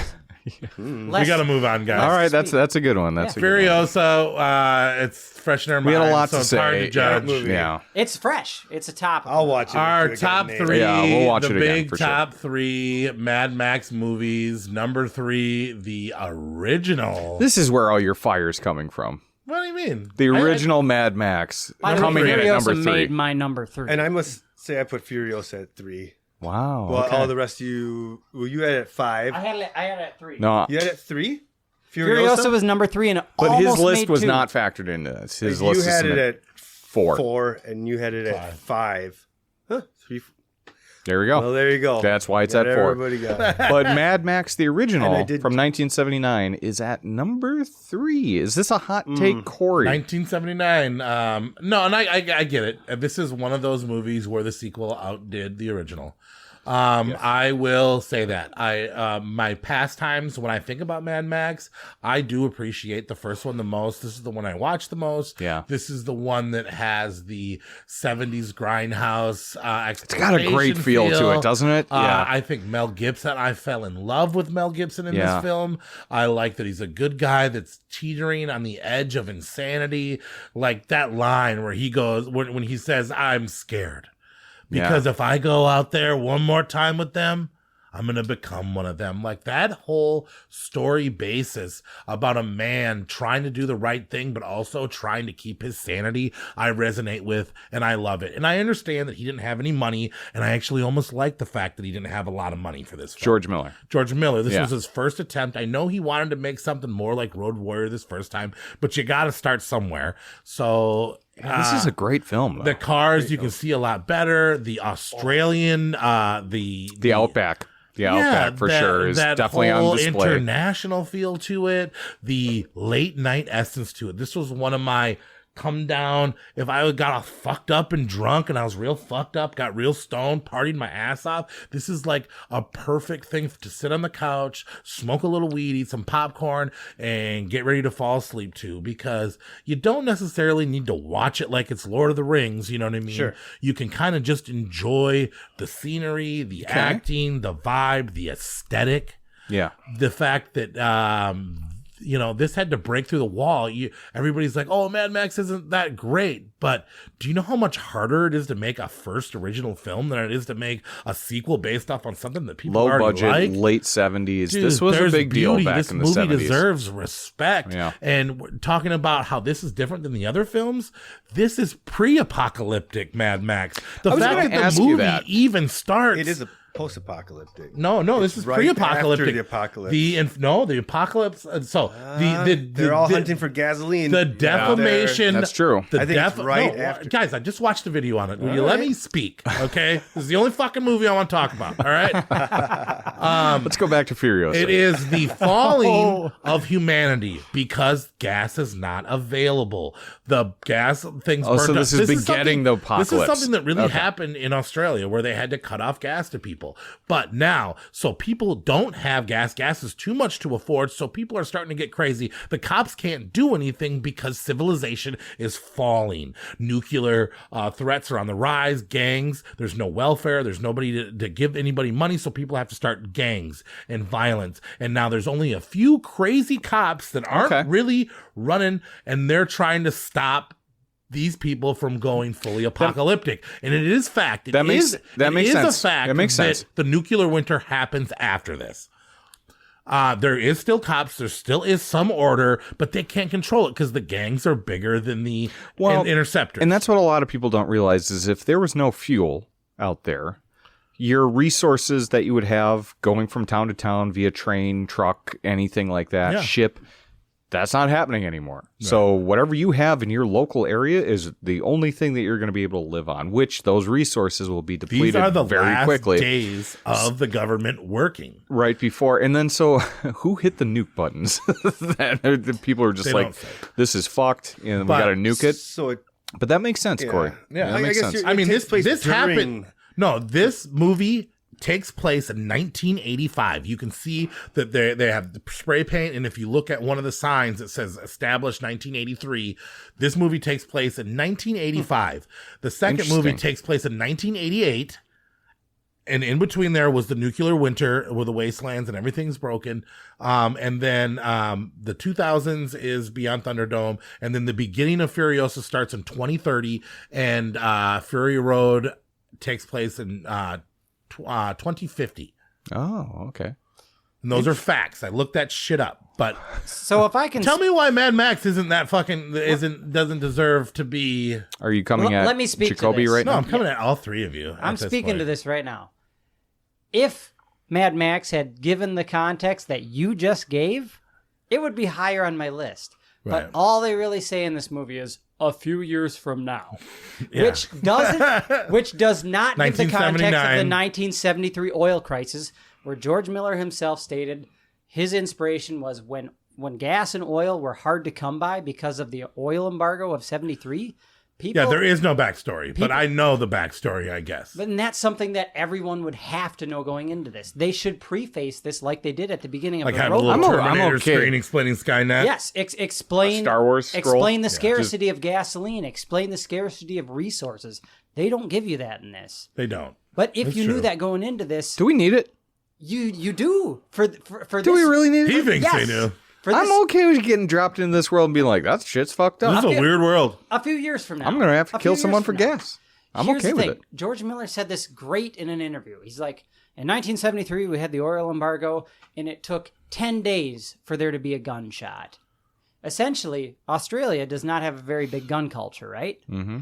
And it took 10 days for someone to fire. Nobody got killed, but it took 10 days for someone to fire off a shot so they could get to the front of a line so they could get gasoline.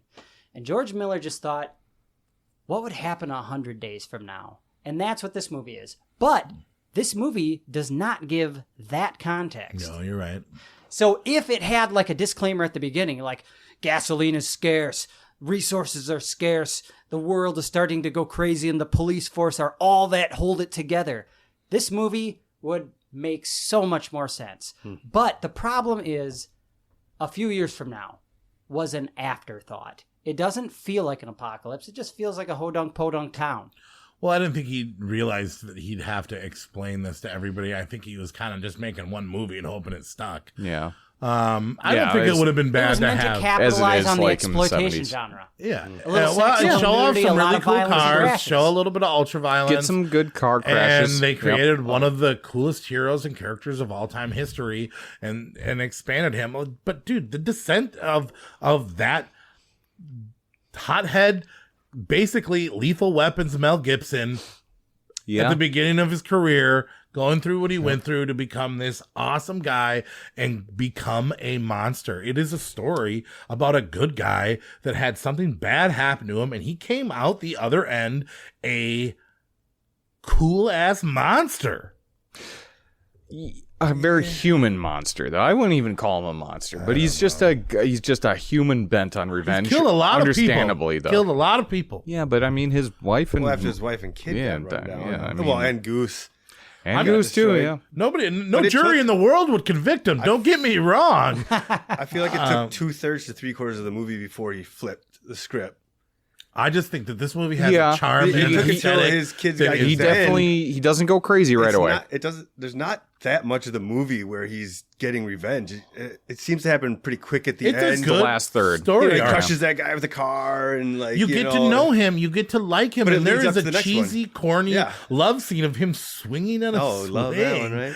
I like it. I like it when movies have those. I really like 80s films and late 70s films, and I really like how they did this. They put it together in a certain way. For the sure. pacing is perfect for me. The stunts, the stunts are great. amazing. It's the all real. cinematography I thought was great too. Dude, I look at Mel Gibson and I'm like, dude, I want to watch every single one of his movies. And he went on to do movies like Braveheart. Yeah. Dude, you can talk as much shit as you want about Mel Gibson as you want. He's always my boy. I love Mel Gibson. He's always my boy. He's always my boy. Obviously, he had some personal demons, but it doesn't matter because he's made a lot of fucking good movies, man. I don't give a fuck. And don't even get me started on the Lethal Weapon franchise, right? Yeah, or else we're doing that next I will episode. have to. Yeah, I was gonna say I'll write a fucking thesis on why that should be considered a horror thing just to get it featured. Bad Boys versus Lethal Weapon. No, it's great. Paul, what do you think And about I think this movie? the opening scene, I think actually the character Knight Rider is so great because he kind of personifies every character after just insanity that's about to happen. I am the Knight Rider! Cora, the Knight Rider! That's right. He's absolutely lost his mind. Well, and he's one of toe cutters. Like we haven't every even other said toe guy. cutter yet. Nope. Well, yeah, toe cutter's a goofy mofo. But the Knight Rider is like, he just personifies it's a great opening. Every character. Great opening, yeah. That loses their mind eventually in the end. And it's just like, and it's right at the beginning. It starts off with insanity. The movie just starts off with Great insanity. opening, I think it is. Yeah. The car chases are great.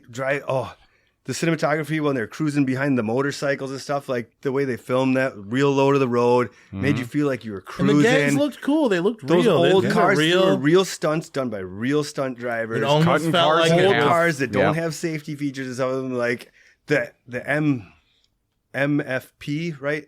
The police, MFP, those yellow freaking Fords cars, were the Ford Falcons, I believe they were. Yep, 73 Ford Falcons. GX, some Australian ones. Even Jess's car is a Falcon as well. That wagon. They're just, it's all so cool. My favorite. I'm never gonna let my girl go get ice cream without me, though. Yeah, better not. And then she gets away. Badass. Way to go, Jesse. And then he sends her to the house with no one to protect her and goes as far away from her as fucking humanly possible. And then when she goes there in the middle of this raid massacre thing, though, she leaves the kid outside in a sandbox? Forgets about him. Not a good mom. That's all I'm gonna say. When you got an entire biker gang after you, watch your kids. What's that story about the kid with the gun? Oh, okay. You guys ever notice this? If you watch Mad Max again, when he's in the house and he's like, "Oh, I'm sorry, Jess, I got called in. I gotta go." And she's sitting at the kitchen table with him, and she's, he's like, "I gotta go." And their baby's sitting in the background, right? And he's playing with toys. And he's just playing with toys. And then it zooms in on him. It's just a couple of seconds of him playing with toys, but he's holding like a .44 Magnum, like a huge pistol in his hand, like pointing at his face. He's holding this gun. I never noticed this. And then it goes back to them at the table, and he's in the background with just like a teddy bear. And then nothing ever happens. I think I have seen this. And I was like, wait. I didn't think anything of it. I didn't notice it until I was rewatching it again. I'm like, does this have something to do with it? It has nothing to do with the movie. So I don't know if it's just some kid got a hold of a prop. Or maybe they just threw something dark in the background, man. They literally filmed him in a single image, like him full frame, holding a huge Maybe revolver. I think they were just trying to maybe explain that this world is distracted. I mean, It we are on the it end. had to have We been are on the something like event, that. the Yeah, edge maybe. of the apocalypse, Yeah. and people are not focused. People are scared. People are worried. People are hectic. People are, I don't know, and that's some horror of the Mad Max. I don't know, and I never pay attention to any of these movies, and maybe that's part of the reason why I had the gripe with Furiosa. But when I watch these movies, I like to watch these movies, sit back and let them be in the background and enjoy them as I do. I've never really I've watched all of these movies many a time. Yeah. But I've never watched them with a fine tooth comb. Well, and yeah, I don't think it really changes anything. Putting Mad Max under a microscope still holds up to this day, as far as I'm concerned. Like, great chase scenes, great stunts, great storyline. This is probably, arguably, the best storyline in the entire franchise for me, because it's got Max, it's got his origin story, it's kind of got this whole world building thing where you're just first getting introduced, And the to relationships. it. The relationships.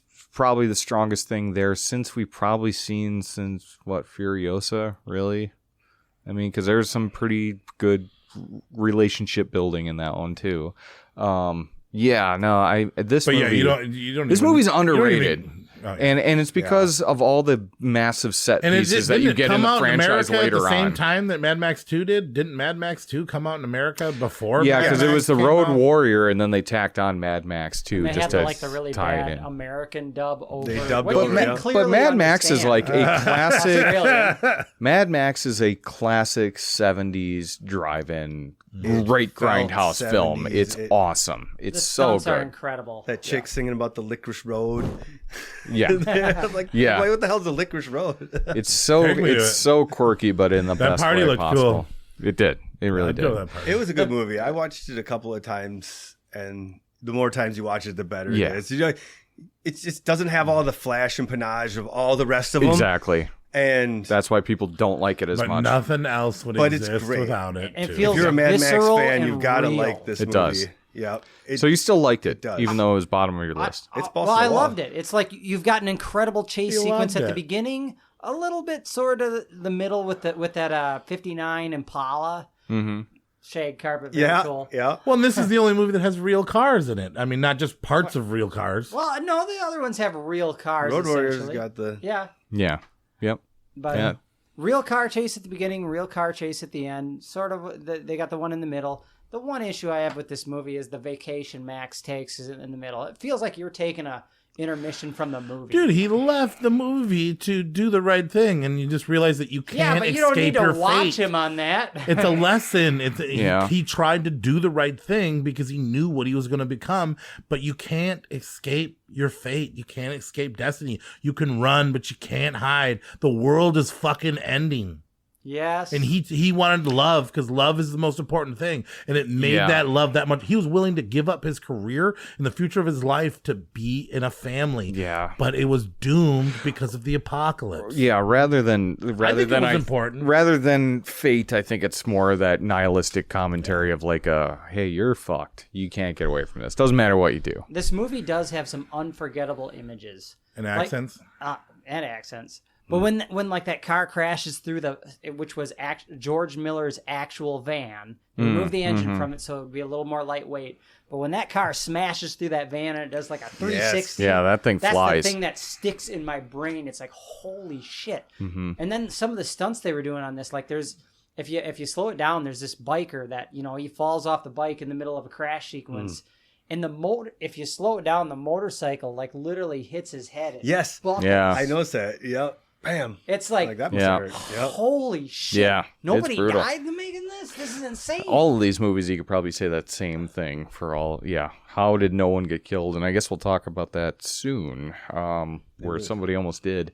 But yeah, that's Mad Max number 3. It's a great one. Which was my number 5. Which was your number 5, which I thought he was going to say I that. thought Corey I thought he was was gonna going to say come that. at you hard. I think you got off easy on this one, but yeah, I Couldn't believe it. don't let the Speechless. fact that this is the first Even film though in the Paul franchise. tried to move his to number 4 too. I did move it to number 4.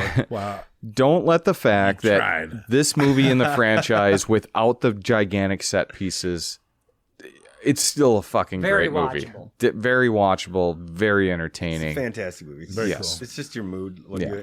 you know. Number 2, everybody's wondering what is going to be the second, what is going to be the first. Oh, well. Number it's a 2, toss-up. I'll say it. Do it. Mad Max Fury Road. Yes. Yeah. Fury Road at number 2. This was, I'll be honest with you. But we all agreed that I went back and forth with this and our number 1 tonight, which obviously people know. I went love back the and end forth. of this movie.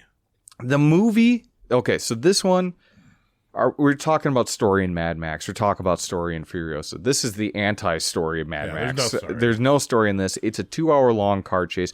There is some, like, crazy world building in between the set pieces. You know how people make fun of that Lord of the Rings is just people walking to do one thing? Yeah. This is just driving down a road and then but turning the fuck around and driving it right the fuck back. Yeah.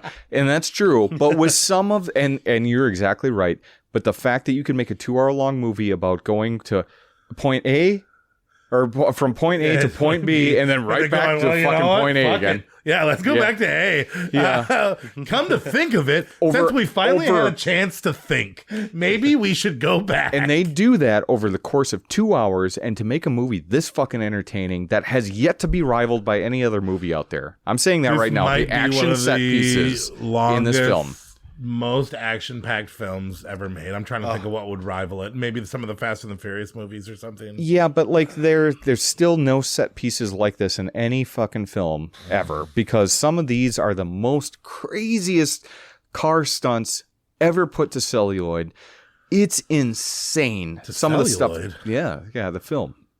Oh, okay. I'm using cinema terms, yes.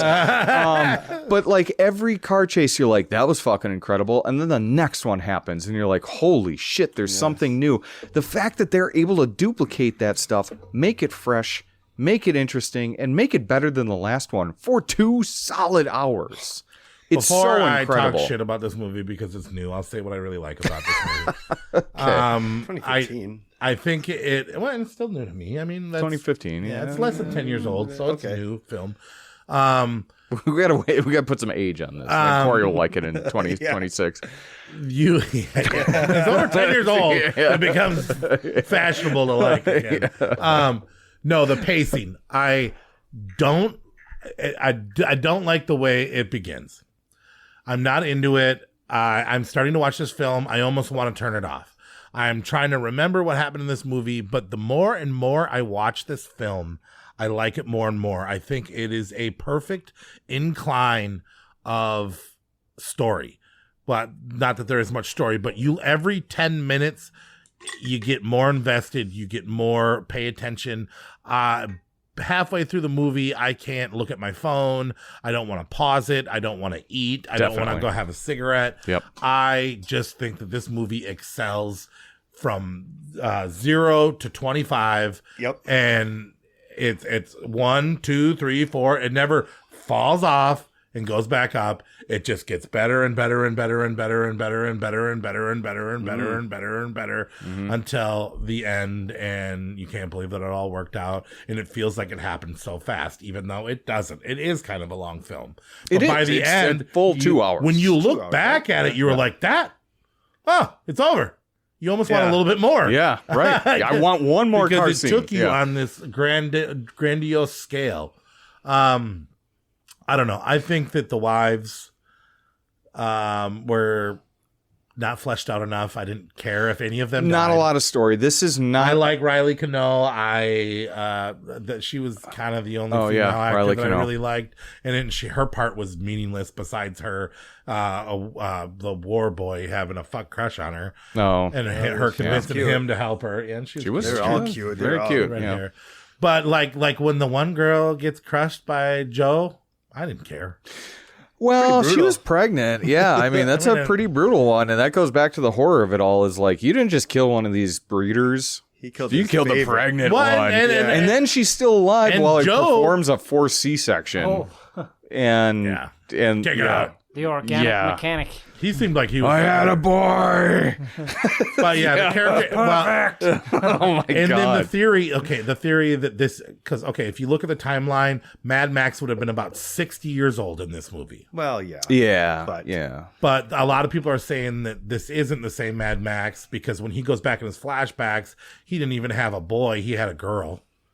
But they're saying that like the greatest do see warrior. Toe Cutter's eyes popping out though, and stuff. It does connect. Yeah. With Isn't the guy that plays Toe Cutter the guy that plays Immortan Joe? Same guy. Yeah. Yep. Immortan I love that. I would have liked it better if it would have been the same guy. Yes. Found out that I he think was it's like alive, Hughes Key and they Burn or Frankenstein something him like together. that. He was very dead at the end of Mad Max. he was very dead. Yeah. He's very dead at the end of this But I'm just one. saying, if they would have Dr. Satan them together and he would have been Immortal Joe. Maybe you're right. Yeah, because why wouldn't he take a new moniker? Yeah, right. Because I mean, he was reborn. He died, and then they doctored him back to this monster. I could see it being the same character. It doesn't really matter. It's not important to the story. Right. And there is no story to this one, but it's all about spectacle, and somehow it fucking is amazing. You can remember, and you can throw the story in on your own mind. Story transporting getting those women away. And him breeding, and then if they don't breed, they become milkers, or it's just kind of fucked up. There was a lot of like world building, not necessarily story, but like more Tom like. Hardy, that's what Furiosa was for, then, right? That builds the story. It's true, and I do, Furio. and like we talked about, I think that 1-2 punch of Furiosa. So this movie was supposed to be made in like 2007. But they couldn't do it because of, 2003, I think. I think 90s. But something about 9/11 and something about Mel Gibson going crazy and something about his contract with Happy Feet. Oh, was that when he got really drunk? Where the Happy Feet people wouldn't let him, made some phone calls and to his girlfriend. So he ended up not making the movie, but then Mel Gibson became non-desirable, and then they recasted Tom Hardy, which, like, I'm fucking okay with the strong, silent Tom Hardy, my name is Max. Yeah. What do you want to, and the fucking That's a pretty good impression, by the way. Chain, I thought that's pretty good. And the chain, I don't know. I dug it. I mean, I picked it in awards, but Tom Hardy might even fucking did better than old Mel. I don't know about These that. are both perfect casts. Well, we'll get into it. But it is a great casting. But I don't agree with the women. I don't think I think they could have did better with Charlize Theron. Nah. In retrospect, she's a little bit better. I wanted a tougher chick, man. I wanted a tougher chick. I liked her because normally she looks like your suburban housewife, but she showed that she's got the acting chops to pull off to cut her hair. Fucking badass. Wow, she was all right with short hair. Such a brave performance. She got a hair. Nobody gave a fuck if she looked tougher. Tougher if it was She believable. did better than Anya Taylor-Joy, and she had less of a backstory. She did. I will give you that. Yeah, no, I like her. I think she's a great character. And I love not as great as Max. Taylor-Joy. Paul, what were you gonna say? Well, when Max runs into them when they're stopped with the truck, and they get into a fight. I mean, she's a tough character, but she's not an unrealistically tough character. She's such a believable character. It's like she could hold her own, but she didn't hold her own in the end. She lost that fight, and I mean, she's on death's door by the end of this film too. Yeah. It's a great. Not even character, Jacoby could win a fight with Mad Max. Her and Mad Max need to cruise along and do something more. Like they could pair up, and they might. I think that might be where we're going. I don't know. Some of the best heroes in cinema get their asses kicked, and that's why you root for them. Indiana Jones. It's 3 movies of him getting his ass kicked. I mean, Mad Max gets his ass kicked pretty good. Mad Max gets his ass kicked, and that's why you root for him. Yeah, he does. Yeah. He does. Yeah, absolutely. Oh, he gets beat up bad. But Charlize Theron gets her ass kicked a couple times, but she comes back, right? She does. Yeah. Yep. Oh, barely, but she comes back. Yeah, she's very close to dying. Max. Like if they said they wouldn't have literally gave him her blood, his special blood. If they start the next film by saying that she succumbed to her wounds or something afterwards, I'd be like, yeah, I get it, honestly, because she's pretty fucked up by the end of this movie. She's coming back. If she'll probably come back. In the world of suspension, she's gonna look like Immortan Joe. She's gonna have the mask. Corey, you're a guy that pick likes up his mask and put you it would on. buy that mask. Milk Which me. one? Oh, the Joe's? Milk that would be a You cool probably mask already to have Joe's mask. No, I actually like Max's cage mask better. What? It's made out of like a gardening tool. I want his chest. Like, so Joe has like a skull. Is it a real skull that he used? Like human horse teeth? Horse yeah, teeth. it's horse teeth or something. I don't know. Yeah, it's not that great of a mask. I like his chest. I like his cage, like the one Max has stuck on him with the thing. I think that's a better mask. A Martin Joe's chest plate is kind of cool though, because you could see it like keeping in the juices and you know. I mean, okay, if I ever go back to male dancing, I want to wear like a full body see through a Martin Joe. I think you should wear just shake it inside the plastic. It's a little icy, sweaty, orange in there, sloppy inside there. I don't know, Corey. I think you got the body to pull off Humongus's suit. That's what I like, man. He's my stunning. You got his mask, right? No, does anybody? I like that. Take a Jason. It's like if Jason, but if he was square. Square holes. Paul, what were you saying about Furio though? All right, yeah, fuck it. No, does anybody else have anything to say about Fury Road? I was blown away when I saw this in the theater, and ever since I watched it, when I rewatched it again this time, it's been a few years, I still think one of the coolest things that I've ever seen in a movie is those fucking Cirque du Soleil performers that they hired for actors on those poles. It seems like it would work if you had the right tool. Why wouldn't it work? Yeah, the fulcrum, the whole thing on it. Yes, it was brilliant. You got the spikes on the side? Actually, I'll go over. They actually hired Cirque du Soleil performers for that, to be the stunt performers. There was nothing cooler on screen than those fucking guys. Max's car looked really good. And when the tanker explodes or whatever, and you get that shot where Max is flying through the air on that thing. Yeah. And it's exploding in the background, and you get that large, wide very angle cool of that. looking. Holy fuck, the cinematography in this that was movie what you is said about amazing. That's it. When they go into that sandstorm, like... Yes. I mean, that was excellent CGI. Yeah. Miles above Furiosa. I don't know. They took a step back in Furiosa. The little bit of CGI they used was fantastic. Because Tom Hardy wasn't there to say, this is bullshit, guys. You got to do this right. Yeah, I don't like He takes shit seriously. He takes it pretty seriously. I heard he would show up to the set like way late, so really everybody off. So, and I want to be clear. Theron got pissed at him. I want to be clear on this though. Is both Tom Hardy and Charlize Theron were like pissed during this thing, and apparently Tom Hardy was really hard to work with on this film. But that's because every day they would go to set and work grueling hours in this fucking heat. Yeah, and they were like, "What am I even looking at?" And George Miller's basically just pointing at his head and is like, "It's all up here.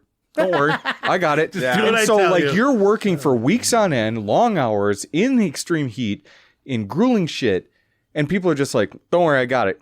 You don't need to know what you're working on. It was that like would you fucking in the piss opening me skit off. when you were talking to Paul. Yeah, like, pretty much how I run things. I got it up here, man. Yeah. And now you go. Just shut the fuck up and do your fucking job. Or Talk get on off accent.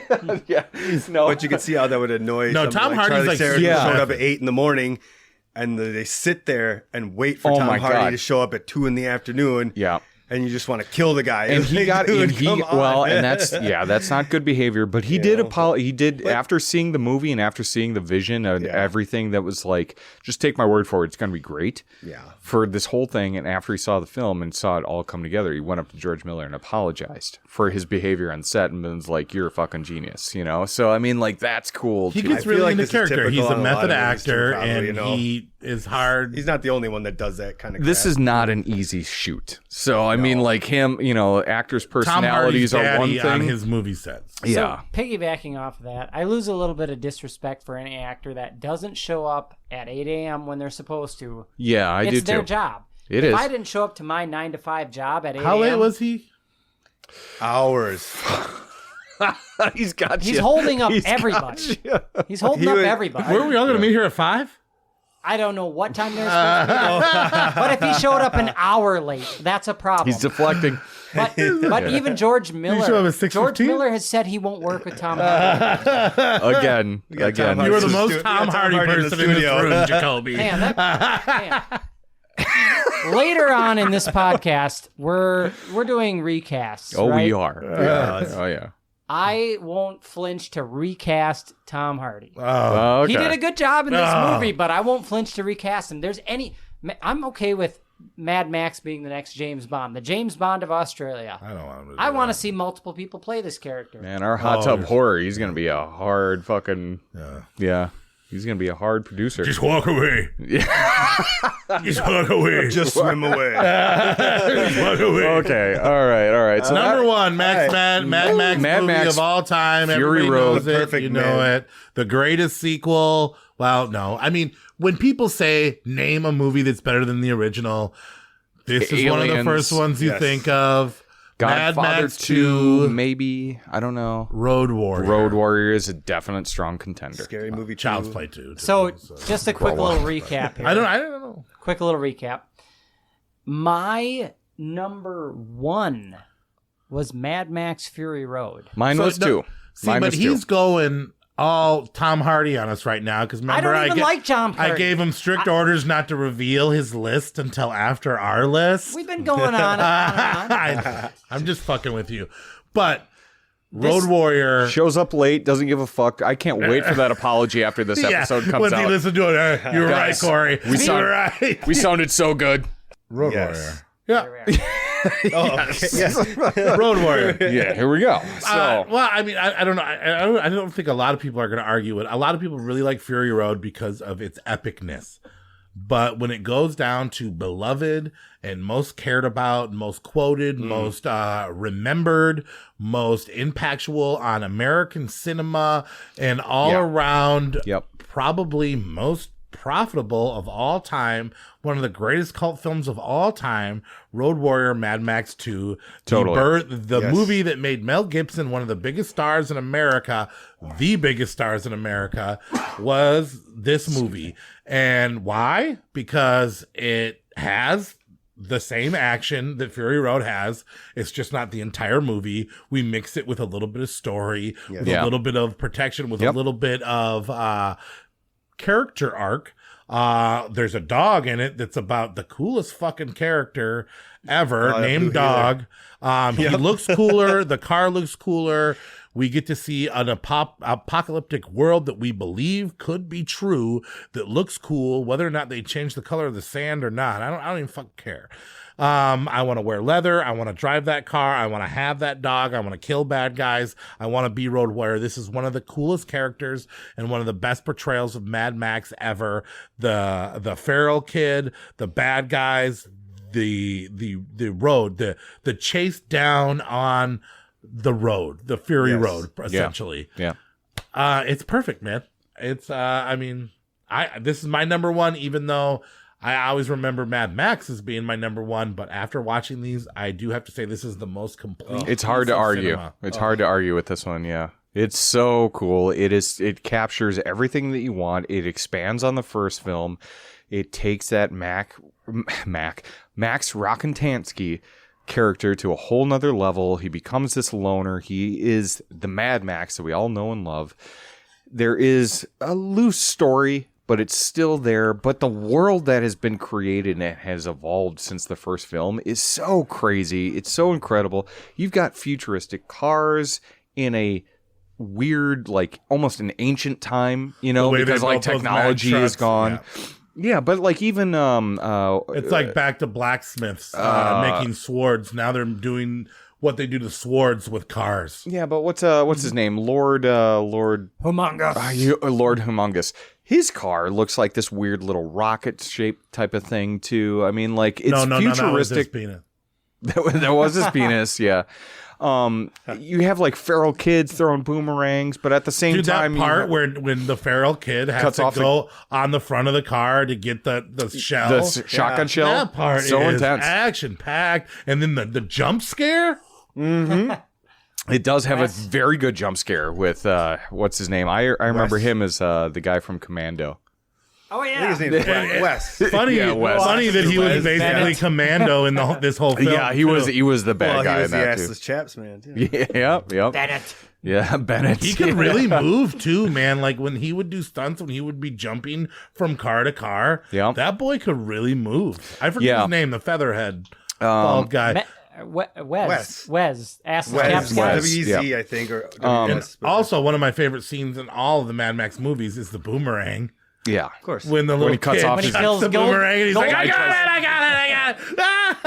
And everybody just fucking everyone just laughs about his then, fingers. So. And then when Wes's Wes's fucking buddy gets killed, Right in dude, the he's head. like, fuck. Yeah. And this kid's just running through fucking little gopher holes. Yeah. I thought that kid was all right, too. I liked him. The Yeah. end chase scene is so fucking Yes. intense and adrenaline fueled, and unlike real. anything that had come before it. I mean, it was so cool to see all this stuff. Yeah, the cars look cool. The characters were really fleshed out. They were really cool. You really had liked people the that you were walkouts. rooting for. I don't even know what her fucking name is, No, but the blonde girl the with warrior. like the white, the warrior girl, Warrior woman. When is she what dies, the feral boy. A lot of them. when their she names, dies, I was like, oh man, but I was like, well, what's she her was fucking originally. name? I don't know, but I still felt Warrior bad. Woman, she's but just she Warrior was Woman. who Furiosa was based off of. In George Miller's head, he had that Oh, was interesting. Furiosa back then, and then he was like, okay, well, she died. she so died. Let's Yeah. make her Furiosa. I'm glad I never called her Furiosa back then. The bait and switch at the final end too, where Oh, you yeah, have to with figure the out what's fucking going on. metal ending. So fucking and then the Euro King cool. getting to be, the real captain and getting to move on and help those people and getting the hot chick. Great storyline. And I never wanted to eat dog food more in my life. And here's something. Here's something that will make it better than Fury Road, even though Fury Road has probably got the best car chases in the entire franchise. There is no CGI in this. It is all real stunts. And I touched on this a little bit ago. This almost cost the life of a stuntman on that one. There is that one where there's that motorcycle accident and you see that guy flip end over end. That was not supposed to happen. That is all real. That guy was seriously injured. He broke all of his fucking legs, his back, all sorts of shit. Looks fucking great to the point where he's like, I'm alive. Use that. Basically is what he told George Miller. But it's when that motorcycle accident happens and you see him flip over end to end. There's no CGI. Insane. There's no dummies. That's a real person flying through the air at 50 fucking miles an hour, and he got hurt. But it looks fucking cool. And the thing is like none of this shit could probably be done today. None of it would be done today. But you get these most visceral stunts. And it pays off. It's insane. It's insane how good this looks and how well this still works today. So cool. There is a part that's also brutal. Is guy gets ripped off the war rig, and there's a car right next to the tires, and I swear to God, he gets he's like pulled between the car, and I'm like, if that's a real I was it just looks like, oh man, when I saw that, I was like, that is brutal, man. So how he's never killed anyone in film right now. Everybody's trying to become a good CGI artist, man. But that's the sad thing, the Tom Savinis and the action stunt people of the world. Yeah, nobody's doing it anymore. So you're never that's a dying art in cinema that you're gonna lose. The art of the stuntman is disappearing. Yeah, Tom Cruise's last one. No. He truly is, dude. No shade to Tom Cruise, man. That guy. I did go into this ranking maybe believing that I would pick Mad Max 1 first, but you can't deny it. I don't think that you should be able to deny it. Right. I don't think that you should be able to deny it. Road Warrior 1 deserves the number one spot. I agree. I put Fury Road as my number one, but I went back and forth between this and Fury Road. The only reason Fury Road is the most entertaining film.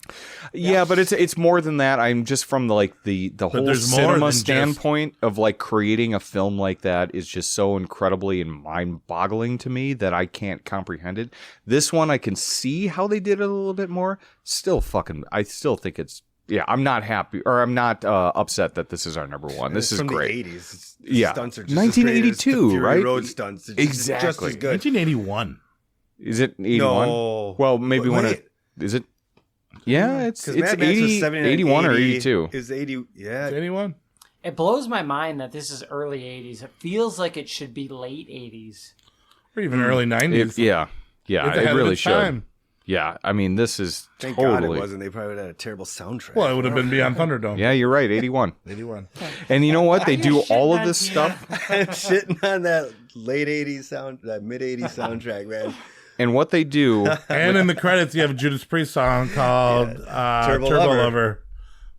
And here's the other thing. They pack a full world, a full story, and a full fucking epic car chase in a 96-minute movie. Yeah. Mm-hmm. That's it, including credits. 96 minutes in all. It's lean, it's mean, it's tough. It's the fucking Road Warrior. It's an and if easy you haven't watch. seen this movie, you need to see it. Honestly. Part of American history. I think so. So Yeah. recap, number 5, Mad Max Beyond the Thunderdome. Number 4, Furiosa, a Mad Max Saga. Number 3, the original Mad Max. Number 2, Mad Max Fury Road. Number 1, Mad Max 2, The Road Warrior. And I think we're right. What a great movie. And I think we're right as us three to come together. And if I would have incorporated your ranking, I don't believe that it actually would have been able to change that much, because I would have went back and put Mad Max at number 1 to deny you. But shenanigans. But yeah. But I do think that we're right about politics. this. And good stuff. Our first horror action podcast. Should we just go right into awards? If you'd like to, yeah, sure, we can do that. All right. Let's go right into it. Best art in a Mad Max movie. Oh, wait. No, we gotta do our thing. Oh, yeah, you need some we music. Gotta get like you a need some metal, music like... here. Yeah, well, here. Yeah. There we go. All right, let's do it. So, best art in a Mad Max movie. We'll just go around. The first Mad Max? I'm saying the first Mad Max. First Mad Max, I agree as well. Yeah. Yep. Wait, what was that iconic double shotgun thing? Yeah. Well, the one double-barreled shotgun. The one Road Warrior art that I saw with the truck. And then the two got half of the bodies on that the is sides? badass too, but it's not The as Mad good Max as the one, first yeah. one. Nope, I was kind of between them, but yeah, Best definitely Mad Max. sound, song, or score in a Mad Max movie. I think we already kind of spoiled this a little bit. It's got to be Turbo Judas Lover. Priest, Turbo Lover. The movie was licensed out to it. Do you think Tina Turner's was better, huh? I gotta disagree because I really like We Don't Need Another Hero. Do you want me to sing it again? We don't need another Duet. hero. We don't need to hear this again. I don't hate that song. I love that song. And then the girl singing in the first movie is not bad too. And also shout out to the guy playing the guitar on the car in Fury Road, rocking out to be one of the last ones to die, even though that doesn't make sense for wind. I think, or power. Or power. The wind Does a car have enough power to run those speakers? I don't think so. You can hook up some generators and stuff. I mean, to it, subwoofers, I guess. I'm sure he's got a few extra batteries lying around. You could. Best effects or stunts? Which movie did the best? Fury Road, right? You think Fury Road? But the CGI, he's saying Road Warrior. It's best a close call. effects. That's a close Or call. and I actually effects or stunts. I think number 2. Yeah, I agree And 2, with Road you Warrior. got that guy going end over end. In 3, in Fury Road, yes, it's the most visually impressive. They CGI'd the backgrounds, but for the most part, that's all real. I mean, But yeah, you don't see people like the in sandstorm and stuff is pretty good. But yeah, I mean, I don't know. I'm still going with the practicals. What do you think? Who had the best effects or stunts? Overall best effects and stunts, probably gonna edge it to Fury Road just because like the sandstorm and stuff. I mean, okay. Road You're Warrior saying was Fury Road too. fantastic. So I'm 2 saying for Fury Fury Road, Road, 2 yeah. for Road Warrior. Yeah. Okay. I don't know. I guess it's a toss up. That's I good. guess Fury That's Road good. wins because No, we don't- Jacoby's we don't been have- wrong about everything else today. Even though he agreed with me there. I like it. I'm just fucking with you. Best story. Best Mad Max story. Wait. I got to retract that. Number 1, the movie that was my last on my list, Mad Max, Had the best gets effects? Oh, for stunts? Motorcyclist dude getting hit in the head with the motorcycle. That Well, they're both saying Fury Road, so now Fury Road still I wins. forgot about that We stuff. said People, effects, too. people were in peril. It was good. Yeah. Best story in a Mad Max series. I'm going hands down first one too, with the arc of Max. Him becoming a cop and turning into a criminal and Brent on revenge. Yeah, I That agree. was the most compelling for me. What do you think? I prefer Road Warrior. The story? It gave you the backstory in the beginning, and then I just love the post-apocalyptic. Oh, that's kind of a that's an chaos. interesting caveat. You As they know, give you the first story with they the, cap up the whole Mad Max story in 5 seconds. yeah, that's kind of a cheat, Not but I much happens appreciate in the that. first Yeah. one, Mad Mad Max Max. What do you itself think was the best missing. story? Best story, I got to go with Fury Road. Because Road Even though Warrior, there was no story in it. I mean, the whole story of the story was that it was... Whole story of Road Warriors, we're going this way. We're going back that way. Yeah. I mean, that's the whole that's story. what you're looking for, but it's a simple story. But Road Warrior did that, and it was that fascinating, but it used... Fury Road was that whole story, but it just used the Road Warrior as a blueprint. Yeah. What best story? Mad Max, you said? Yeah, Mad Max. Yep. All right, best Mad Max. Which movie was Mad Max the coolest in? Road Warrior. Road Warrior. Road Warrior. You want to get out of here? Talk to me. I'm actually picking Tom Hardy, Fury Road. Oh, okay, cool. Because if I were to play Mad Max, I think I'd play it that way. I like that he didn't say shit. I like that he was angry. I like that he, but they, I don't know, just I prefer to be Australian. I don't know. The something about the way he played that character, that was my favorite. It was excellent. Mad Max, how he was the strong, silent, kick ass, not talk. I get that. Endure. I don't know. He was very grunty. He wasn't a man of few words. He was grunty man of few words. Right. Best. Oh yeah. Who else? What was your best Max? My was Road Warrior. Road Warrior. I think Mad Max has to have the Australian accent. I agree. Best villain in all the Mad Max movies. Oh, man. Go ahead. Yeah, I'm probably gonna go with Humongous. Humongous, I agree. Morton Joe, but Humongous is Just walk away. But those beautiful tits. That awesome fucking Jason mask. I went with before Morton Jason. Joe. And Morton Joe's. You think he was the best villain? Okay. I think he's probably. I was actually going Toe Cutter second. Yeah, he's quirky. He's quirky. Who's yours? He is I'm with Morton Joe. He's just a regular guy that ascended to godhood by creating this. By just band being of the followers. toughest, meanest fucking guy in the group. Humongous is iconic, though. He's always talking with his arms and he's flexing. funny, and he's scary looking. He's got them cheeks out. Okay, the last one I'd want to fight. Oh, yeah. I'd fight Dementis. I'd fight him, Morton Joe. Who would you want to go toe to toe with? Dude, Humongous comes up to me. I ain't fucking fighting that guy. Put on some clothes and then we'll battle. Yeah. I will battle you if you wear clothes. Or at least a plexiglass chest piece. Put on these sweatpants and then we'll fight. He's the only one I wouldn't fuck with. And he speaks really well. That's basically Yeah, you're right, Jason. you're right. He does He's speak basically Jason. And Morton Joe's got a breathing problem, so you. And I could think probably take Dementis him. was not a cheap version of Humongous. But Yeah. all right. Best male actor. Mel Gibson. Yeah. Yeah. What do you think? Uh-oh. He's thinking about Look that at one. this, yeah. Best Look at male this one. actor. I'm gonna say gonna what's his say face that who kid- plays Nux. Yeah, I knew you were going to say that. Nicholas Holt? Yeah. I knew he was going to say that. Renfield. Remember how much he fucking loved Renfield? He did. It was fun. This is Renfield revenge. No, he was fun. He went through an arc. Okay.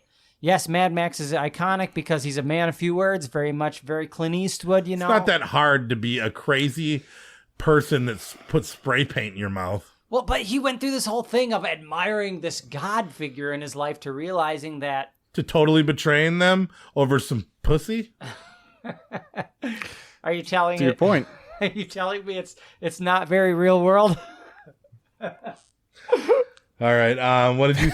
Mel Gibson, and Renfield. I love Mel Gibson. I like him most. But Nux had a good story. Female star, best female actor. I had to put Charlize Theron. But even though I wasn't the biggest fan of her character, I realized how much better she did after I saw somebody else try to do her job. And then I also, it's got to be her. I don't think there's that many great female actors in this movie. Charlize Theron, she killed it. Charlize Theron? I always have loved Charlize Theron. I'm feeling the Anya Taylor-Joy. You gave it to her? You give it to Nate? Charlize Theron. I mean, is young Furiosa out of the question? Because she did a great awesome job. She did, yeah. But you're probably right. It's out of the Charlize question. Theron's probably. She had a third of a movie to work with. All right, now we're all going to have the same answer on this one. Best minor character in a Mad Max series. We'll count to three and then we'll all say it at the same time. 1, 2, 3, dog. Feral Dog. Feral Kid. Dog. His dog. Oh, okay, yeah, okay. Dog. Dog yes. was pretty You're good. bringing dog too? Yeah, Forgot it's about gotta be Dog. dog. Kicked ass. Yeah. Forgot about Dog. Helped him out. He's awesome. Yeah. Held the Dog was shotgun. cool. He was very minor, but very shotgun the bone in his influential. That's mouth. true. Yeah. Yeah. That fucking rabbit runs across the desert. I was like, what Flinch. character's named Dog? But no, his dog. Yeah. Yeah. And his dog's name is Dog. His dog. Yep. Yep. Worst character in all of the Mad Max series. I'll say it right away. Dementis. No. Boo. No. Fuck you, Thor. No. Go back to Marvel. No. You're not a good bad guy. You're not a good father figure. Yeah, I hate you with that nose. Hemsworth's character, how he based it on the 1970s Australian accident. Who was worse? I will tell you. All the kids from Beyond Thunderdome. All of them. Good answer. Yeah, all of them. Who do you got, Jacoby? Worst villain? Oh, yeah, worst character. Worst character? Just your least favorite character in all the series. Who do you got, Paul? I fucking hated Johnny the Boy. I wanted to punch him in the face so much. Johnny the Boy, who was he? He was the a guy that got sidekick in the got first burned up one, in- right? Yeah. Yeah, the one that they chained to the car. Oh, yeah, the one that got what a piece of crap. the main guy killed. Yeah, but he's kind of a psychopath. Well, though. yeah, well, I know. I just hate him. No, he does a good pussy. character. He Good didn't job throw in the his role. match. He's acting tough. He wasn't tough. He was a little bitch. Yeah, he did suck. I was glad when he died. And he was just a wild card. I thought he was going to drown him in the fucking water when he took him out there, but he didn't, and he wound up with the worst fate. So Well, let me say it like this. I am the Night Rider. I am a rocket like Knight roller. Rider? I'm a roller. I'm a Night Rider. That dude was a nobody that hyped himself up. My favorite he was almost my character. favorite minor character, the Knight Rider. Yeah, I almost put him in there too. He was annoying, but it was special. He was part of the reason why the beginning was so good. I took him like was this annoying, guy though. that was just like fucking whacked out on coke and just driving a car, right? You know, just he's just I'm fucking super with these intense. cops. They gotta catch me. Yeah, you fucking. I'll give a close second to the mannequin head guy in Thunderdome, though. I just couldn't stand it. Oh, yeah. Yeah, I could see that. Crush, hottest chick in the Mad Max, or hottest dude too. I'm going with the girl in the Chevy from the first movie. Shut the fuck up. Oh, but you kind of said that too. But oh, really? Yeah. But I also like Anya Taylor-Joy when she's climbing underneath the truck. She's all dirty. So I thought everyone was going to pick Anya Taylor-Joy. I'm definitely picking Anya Taylor. Girl in the Okay. Chevy, though, is... Well, I do have girl it in the written Chevy down. or Anya Taylor-Joy. Well, Chevy Girl didn't have too much... didn't have too much part of the movie, I No. guess. I mean, she was kind of just She's victimized. cute. If you pause it, she's pretty Yeah. cute. But I think I would crush more on Anya Taylor-Joy, actually. Okay, I'm going Riley Cano. That was also my third. Yeah. Was that That the was one of the She was the girls that red-haired Nux one that like. Nux like. Oh, the yeah. redhead. Yeah. All the mothers. So yeah, scenario. Basically all of them. Yeah. All these girls from every Mad Max movie walk into this room right now. Who you buying a drink for? Chick in the Chevy. Uh-uh. I mean, are they dressed up as their characters, or are they who they are in real life? 'Cause Since then- you guys are fighting over Anya Taylor-Joy, I'm going to take Riley Cano and There you totally win this one. Yeah. Good luck, fuckers. all right. He's got us. I went for so long trying to decide whether I thought Anya Taylor-Joy was super hot or like meh. Like when I watched her in like the Queen's Gambit and stuff, it was like, man, some scenes she's like the hottest chick, and some scenes she's like not. But the more I look at her, I'm like, yeah, guys, I like Anya Taylor-Joy. Loving, loyal listeners out there, if you don't want me to spoil Anya Taylor-Joy for you for the rest of your life, fast forward about 30 seconds and I'll be done. But I read this article, okay? Fair warning. Now, spoiler alert for Anya Taylor-Joy. I read this article about where she says the internet picks on her because her eyes are too far apart. And I'm like, what? What's going on? Because we all know that she's an unusual looking lady, but there's something striking That's part about of her. her sharp It's part of her lips, man. charm, right? It's part of her charm. I read this article about how the internet talks about her eyes being too far apart.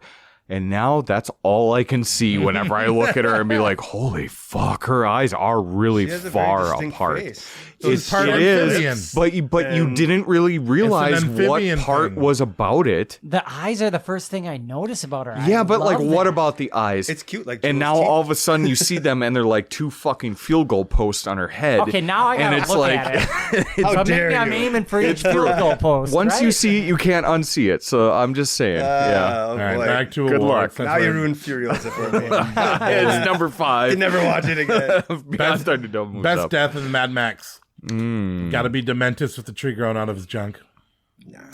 Hey, is he dead though? Is he? I honestly didn't like his resolution. Well, he was doing very well last night. We got that. I was doing very well last night. Yeah. I don't know. What's better then? If you think he didn't die. Was it Warboy? Was it that midget in Furiosa? Was it Master Blaster? Or was it just Blaster, actually? Was it the fake Mad Max in Furiosa? Was it Jesse? I mean, that was definitely an impactful death that created Mad Max into who he is. If it wasn't Dementis, who was it? Go for it. Okay, so my best death is a double kill. You've got Wes and you've got Lord Humongous. The rare double kill in cinema at the same time. That's actually that's a good point. That was pretty cool. That's a good point. I had that, but I'm gonna one up it. It's Toe Cutter. Same situation, except to get the eyes Eye pop. and he smashed into that truck. And it's just like I agree with you. Okay. Brutal. That's man. pretty good. Yeah, but that's pretty Humongous is the same situation. Head-on collision, double whammy. But which one made it into toll- Fury Road? What's that? Which one made it into Mad Fury Max, Road? right? Yeah. Yeah, Mad Max. Toe did. Cutter, the eyeball. Do you see that in one of his crazy sequences? Yeah. So he's siding with you over his own thing. Okay. It was just brutal. Yeah. It's so quick. It's like, All right, bam. most savage scene in the Mad Max series. Oh. It's got to be Mad Max's family. Jesse and his kid died. Or is it the bike ripping the guy apart with the... That was pretty brutal. Or the mom torture in Furiosa. I'm honestly, guys, like Furiosa is probably the more hardcore movie of the franchise. When her arm was ripped off? No, the mom when she's like, tell us where your home is, or we'll burn her like a witch. They damn near crucify her and then burn her. It's rough, and she watches it all too. Underneath her, Well, yeah, but she's watching her mom. I know. It's hard for a kid to watch. I don't know. I like that part in the original Mad Max when that one gang member whips a chain at the car, gets his arm ripped off. Oh yeah, and then they find the hand, and then the cop's like, "Oh, well, if somebody comes looking for it, we'll do something." He's like, "I don't really care." Honestly, the other thing that I thought about too was the pregnant lady in Fury Road too. I got that too. Yeah, yeah, because that was run over. Yeah, because just when you think she's about to make it and everyone's like happy, and even fucking Tom Hardy gives her the thumbs up or whatever, then she's fucking gets killed immediately. Yeah. Most creepy moment in a Mad Max movie. Oh, it's got to be that jump scare from Wes, right? When he's going after that shotgun shell. I was going to take it in a different direction when Dementis is trading young Furiosa to Immortan Joe, and I was creeped out in the fact that might become sexual. Rictus, that guy, like when he's like, yeah. So I don't know, and also I was also very scared in the first movie when that kid almost gets hit by the car. Yeah. Oh yeah. Where I really thought we were going to have a pet cemetery type thing. No fair. Yeah, I thought it was fair. going to be no fair. But that was a hard one for this one. Mad Max isn't that creepy. I was actually most creeped out by a scene in my least favorite movie.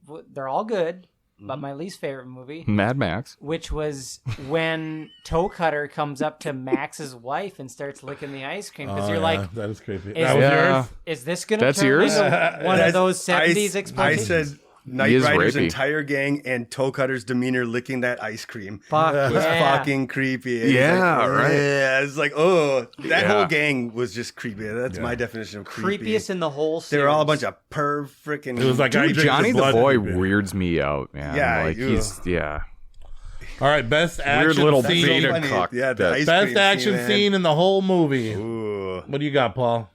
Best action, so nobody can steal yours this time. Okay. I like the fuel truck run during the Road Warrior. Yeah. Like, it was just classic, you know.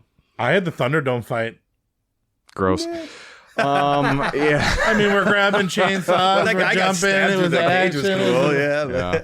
It was pretty good. It has to be the scene where the Cirque du Soleil performers, whatever. That's very cool. Yeah, too. That one shot will always be burned in my mind of that overhead view that I was talking about earlier. That's cool. What do you got, Jacoby? I'm torn. So I think that visually, the Road Warrior did the entire chase sequence better.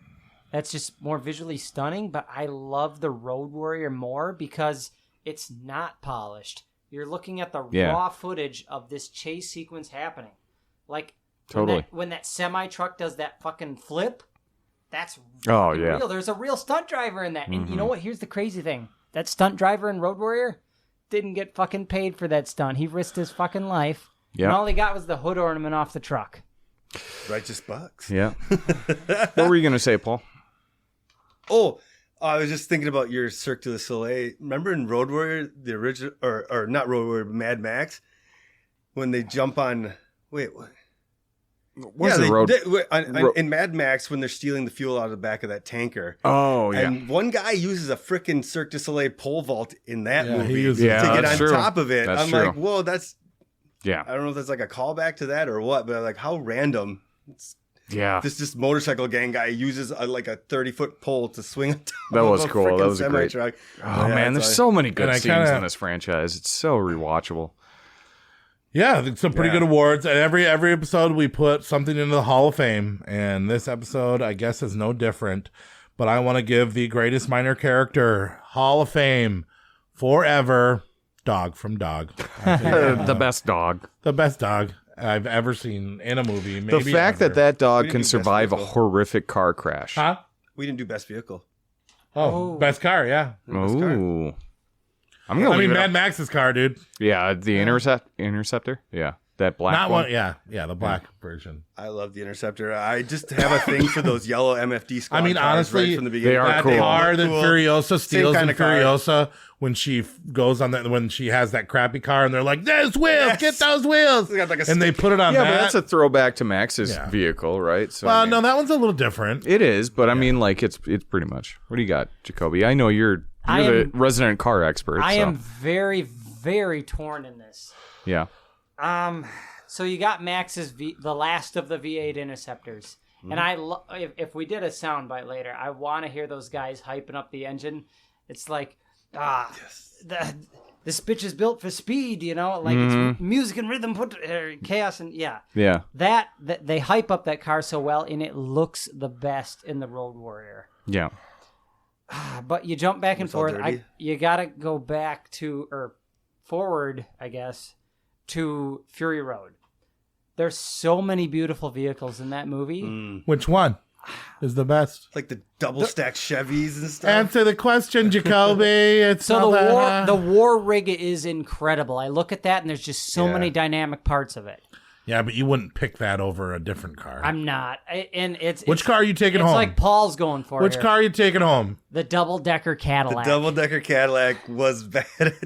Yeah, those cars were sweet in that movie. As George Miller put it in an interview, in a world where nobody can have anything, Immortan Joe has two of everything. He has two of the 59 Cadillac, which is the most iconic Cadillac in history. Tallest tail fins on record. And looking into how this thing was built, it is a complete custom machine. They widened out a 59 Cadillac for the bottom part. They fused another 59 Cadillac with the top to show that he has two of everything. Yeah. There's two motors connected to the drivetrain. The rear wheels are tractor tires. This thing is jacked. It was originally going to be called the War Chariot, but they changed it to the Giga Horse. And it is just an impressive feat of machinery. Talking to the amount of cars in Fury Road, this is always one fact that blew my mind with Fury Road. 150 cars were built for the film, so more than that were used in the film. But of the 150 cars that were built for the film, only 15 survived. Wow. That's how much action you get in Fury Road. Some junkyard is rich. Yeah, no shit. All right, every episode we do a new recast. Everybody really likes recasts. We usually do the number 1 or number 2 film that's funnest to recast. This time we actually just did the whole series and we grabbed a couple more characters. So we have A lot of characters, a lot of 10 fun. characters that we're going to recast. And since some of these movies are new and a lot of these people can't be recasted better, I actually did a fun thing and I turned Mad Max, the entire series, into a musical. Really? Like the Joker. So my recasts are going to be a little bit different. That's fine. Should we start from the main characters or from the least main characters, you think? Let's just go and just pick whatever. All right, Yeah. Mad Max. Who you guys are recasting as Mad Max? Paul. I thought about this. I like Rob McElhenney from Always Sunny in his later. Oh, really, Mac? Dude, he was ripped. Fat Mac or Ripped no, Mac. or like So it'd be like Shredded Mac. Mad Mac. Mad Mac. Yeah. I don't know. Are we gonna call him Mad Mac? Yeah. You Like season 14, didn't get to do this prep, but do you have a better Mad Max? I had a few people. You gonna pick Tom Hanks? No, I had a few. Tom Hanks. I had a few people were cast for Fury Road I'd because watch I that. assumed everybody was going to pick Fury Road. My recasting for Max, I believe in the same way that James Bond always has to be a British actor. Okay. I believe that you should do an Australian Adam actor. Sandler. Nope. No. What? An Australian actor for where Max. I was going. Max. Who you picking? And I I'm was sorry. trying to think who would embody the most Mel Gibson charisma. And it ain't Tom Hardy. Who is it? I would have went with Hugh Jackman. Ugh, I hate that. Oh, really? That's with your musical. Well, he could do the musical. He All was right. the greatest showman. So, But no, I mean, I get it. Everybody likes him, but he might be. I Getting, just see Wolverine too much. so Can you be new Mad Wolverine. Max and Wolverine? I don't know. Okay. Well, Who you got for Corey's me? got the right Corey, answer, I think obviously, you're. right? I think you're particularly going to hate this, but hear me out. Here we Is go. because you've already established that Mad Max or Max would be in the 60s. So I went with Tom Cruise because he would do some insane stunts in this film. So tiny. If he is so tiny, but like we'll figure that out. CGI him. Yeah, we'll CGI him taller. He'll just get littler actors to play around him. Just a bunch of masters. Return to Warwick Thunderdome. Davis is Immortan Joe. Yeah. You're right. But I mean, like, I thought you might hate it, but I'm like, he would do some crazy stunts for these films, though. I'm not gonna lie, I don't like any of your guys' answers for that. I'm going with Tom Hardy and Mel Gibson better than those. But I actually, so I wanted to make mine a musical, kind of like a hip hop musical, and I picked Joyner Lucas because he's a strong, silent type. He's very serious. Yeah, He's you turned very, me on to him. I like Joyner Lucas as Mad Max. I think it'd be good. He just was in the new Bad Boys movie as a villain. Oh, really? I don't know. Maybe he could Did you pull see it that? off. I haven't. Okay. I'll wait till BOP. Yeah, I'm gonna. But yeah, I don't know. I don't know who's our best one, but I don't know. But it ain't Hugh Jackman. Just kidding. Just kidding. Furiosa. Who are you gonna recast as Furiosa? I'll go first because mine's so vanilla on this one. I was disappointed with myself, but like Jenna Ortega. Just because she's so hot right now, you know. But I don't like that answer. Ortega's so hot right now. She's so hot right now. Who do you got, Paul? I split it up to the younger and older Furiosa. So the younger one, I picked Yolandi Wasser. Oh yeah, I like that. I like that. I think she was in Chappie. She can act. She would be pretty cool. Yeah, and she would fit the look. She's skinny and small, and she's Australian, right? She's South African. South African. Never mind. Yeah. Yep. Same, and then same thing. For in her 30s, instead of Charlize Theron, I thought Sigourney Weaver in her 30s would be good for like. Oh, we talking skimpy underwear alien Sigourney Weaver? Because hell yeah, for hell older yeah. Furiosa.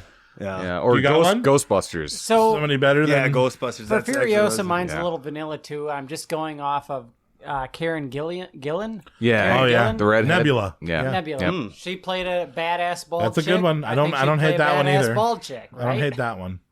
But I like Yolandi Wissel as an. That's fun. That's I a fun one. Billie yeah. Eilish. Those are some. I don't even. In a world where people are soft spoken, I was gonna say Billie Eilish would be soft spoken. Yeah, I think she She's could very pull it soft. off. I don't know. Okay. The gyro captain, who you recasting as that? I'll go right into my music one. Machine Gun Kelly. Oh God, I hate him. I hate that He's answer. skinny, scrawny, and I'd love to see him begging for that dog food. Yeah, I think that's what he does on a daily basis, honestly. Begs God, for I dog. fucking can't stand him. I focused on the gyro captain's teeth, so I went Gary Busey. You love Gary Busey. I'd love to see that. Yeah, couldn't you just see him? He's a crazy wild. gyro captain. Who you got? I picked something. It's the spitting image of him. It's Hugh Laurie, the guy who plays House. Yeah, he that's looks good. exact. I thought it was him. I like that. so Yeah, that's a good one. Pretty straightforward. You got one, Jacoby? Gyro Captain. Okay, this is going to be more of my personal casting. Cast yourself as him? No. I can see it. That's a good casting. I'm going to go Jim Varney. Resurrecting Jim Varney for it. Okay. I love it. All right, humongous. Well, here's where it goes crazy. But I did go musical on this one. Okay, so humongous, judging by his outfits. Little Nas X. Oh. I had Kevin Gates. Nice. Because he's such a preacher and a talker, and he talks with his hands. And I don't know, Kevin Gates is humongous. Who do you guys got?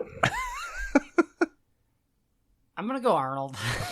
Schwarzenegger? Yeah. Oh, beefy. Bill Schwarzenegger? Beefy. I mean, that guy could rock the bondage one piece, you know. Especially in straps. 81 if he was like when recasted. he's like Mr. Universe and, you know, he's talking with his muscles Definitely just like everyone. Yeah. Yeah. Oh, yeah. Definitely. It's up to you. Yeah. I got another one. I got a guy who's well-spoken, muscular, Henry Rollins.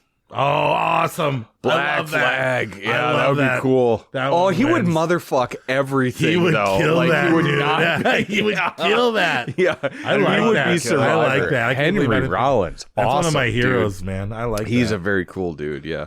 All right, Toe Cutter. I'm giving it to Post Malone. Oh, that's Post Malone, interesting. okay. Post Malone. That is Toe interesting. Cutter. Yeah, I like Would that. he be perfect in the part? I think he's better for a different one. Oh, you have him in a different one? I didn't say that, but I did not say that. Okay. Toe Cutter. Man, crazy hair, quirky dude. Carrot Top. Carrot Top today. Beefy as fuck. Yeah, he is beefy. Scary in the face. I could see him more and as crazy humongous. hair. Yeah. Who do you got? I'm going John C. Reilly on Toe Cutter. That's a great one, too. Nice, yeah. nice. Yeah. Who you got? I'm going again with the crazy hair and the crazy attitude. I went with Jack Black. Yeah, sure. Yeah. I think he could pull off. Remember Yeah, when dude. he kicked Ron Burgundy's dog off the bridge? The bad man punted Baxter. I'm in a glass we know he case can of be a bad emotion. Now this is happening. All right, Immortan Joe. I picked Jelly Roll. That's a good one. Boy, even for Morton Joe, he let himself go on that one, huh? Yeah. Martin Joe. I went with John Goodman just because I feel like he's probably got some Morton Joe yeah. vibes going on. He'd probably do better than the other guy. Who you guys got? I mean, I was looking at my dog, Newman, my Great Pyrenees, but because he's got the same freaking hair. Give him a mask. But as a human, got some off the big top of my dogs, head, man. I'm going to say maybe if you pumped Christopher Lloyd with steroids from Back to the Future. Oh, he's done. He's From done suits Back all the in time. time. Yeah. You know, the Definitely white, not the white hair. nobody. Well, I mean, you saw him in Roger Rabbit. I mean, if you can do the crazy eyes Roger Rabbit character. That still creeps me out, that character. Yeah, when he's melting. Oh, Yeah. fuck, it's weird. You got one? In Morton Joe, I had a written list. tough. I Jelly lost roll. it. No. Well, who do you think? If you can't answer it, you should vote who's the best. So we got John Goodman, Jelly I'm just Roll. gonna throw a wild card in there. I'm gonna say Christopher Walken as a Morton Joe. I could see that. I could definitely see that. I can see him having a godlike entity, even if he doesn't have the physical charisma. Like I can see him making people worship him. Yeah. All right, Nux. Well, okay, so I put Machine Gun Kelly as the Euro captain or the gyro captain, the Euro captain. You know that From a helicopter dropping. Machine Gun Kelly doesn't do any movies without Pete Davidson in it. Oh. So I said Pete Davidson as Nux. Are you trying to upset me here? Jesus Christ. Two of my least favorite people on the planet, I think, right now. Davidson? Yeah. All right. I mean, I don't like Machine Gun Kelly either, but Pete Davidson ain't that bad. Nux. Post Malone. Oh, you have him? I think he's better as Yeah, but he's got his Toe Cutter. He's got kind of those teeth these days, and He's singing like vibrato. Could you just see him spraying spray paint over a cigarette that he's smoking? What do you got as Nux, guys? I went with Maynard James Keenan, singer from Oh, Tool. yeah. I could Because he definitely dresses see like that He already. looks like He does look like a Mad Max character. Yeah. Yeah. Yeah. Weird how many music is in there. I mean, I did it on purpose, but you guys actually threw quite a few in there. Yeah. You got one? It pisses me off because I know Because you want to be him yourself and you can't give it to anybody else? No. I had a good Hugh one. Jackman. I had a good one written down, but fucking A. Renfield. I can't get Jim Carrey out of my head. Oh, Jim Carrey. Okay, I can Somebody see that. with that I can see wild, Jim Carrey, eager energy. Yeah, I can see that. But I know I had somebody better written for that role. I could see Jess Rakansky, Mad Max's wife in the first one. I had FKA Twigs.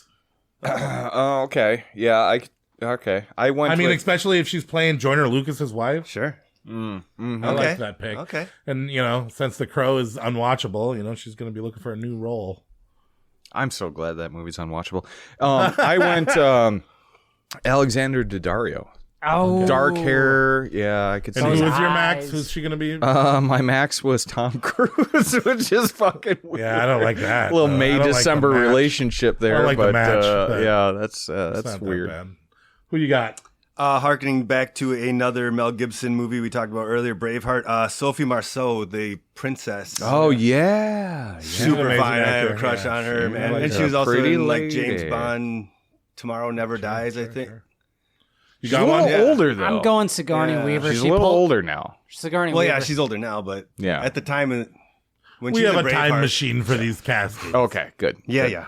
Sigourney Weaver pulls off the perm. There you go. Oh, yeah. Who is your Mad Max? My Max was Wolverine. So Hugh Jackman and Sigourney Weaver kissing. Oh, I could see that. That'd be almost like watching gay porn. What? What? There is. I see where you're going with that. I yeah. mean, they're both Totally they're both agree. leading I don't want to see them characters. kiss. No, but if I had to watch gay porn, I'd watch that gay porn. But yeah, nothing against gay porn. I just Auntie don't. I particularly don't like it. Sigourney Weaver. Wiener. Sigourney's Sigourney Weiner. She topped. Sigourney's wiener. She topped. There we go. Hugh Jackman Now we know the bottoms. porn actress's name. Yeah. Auntie Entity. You're recasting. No, so I was a little unclear on this. Was this the Tina Turner. Tina Turner.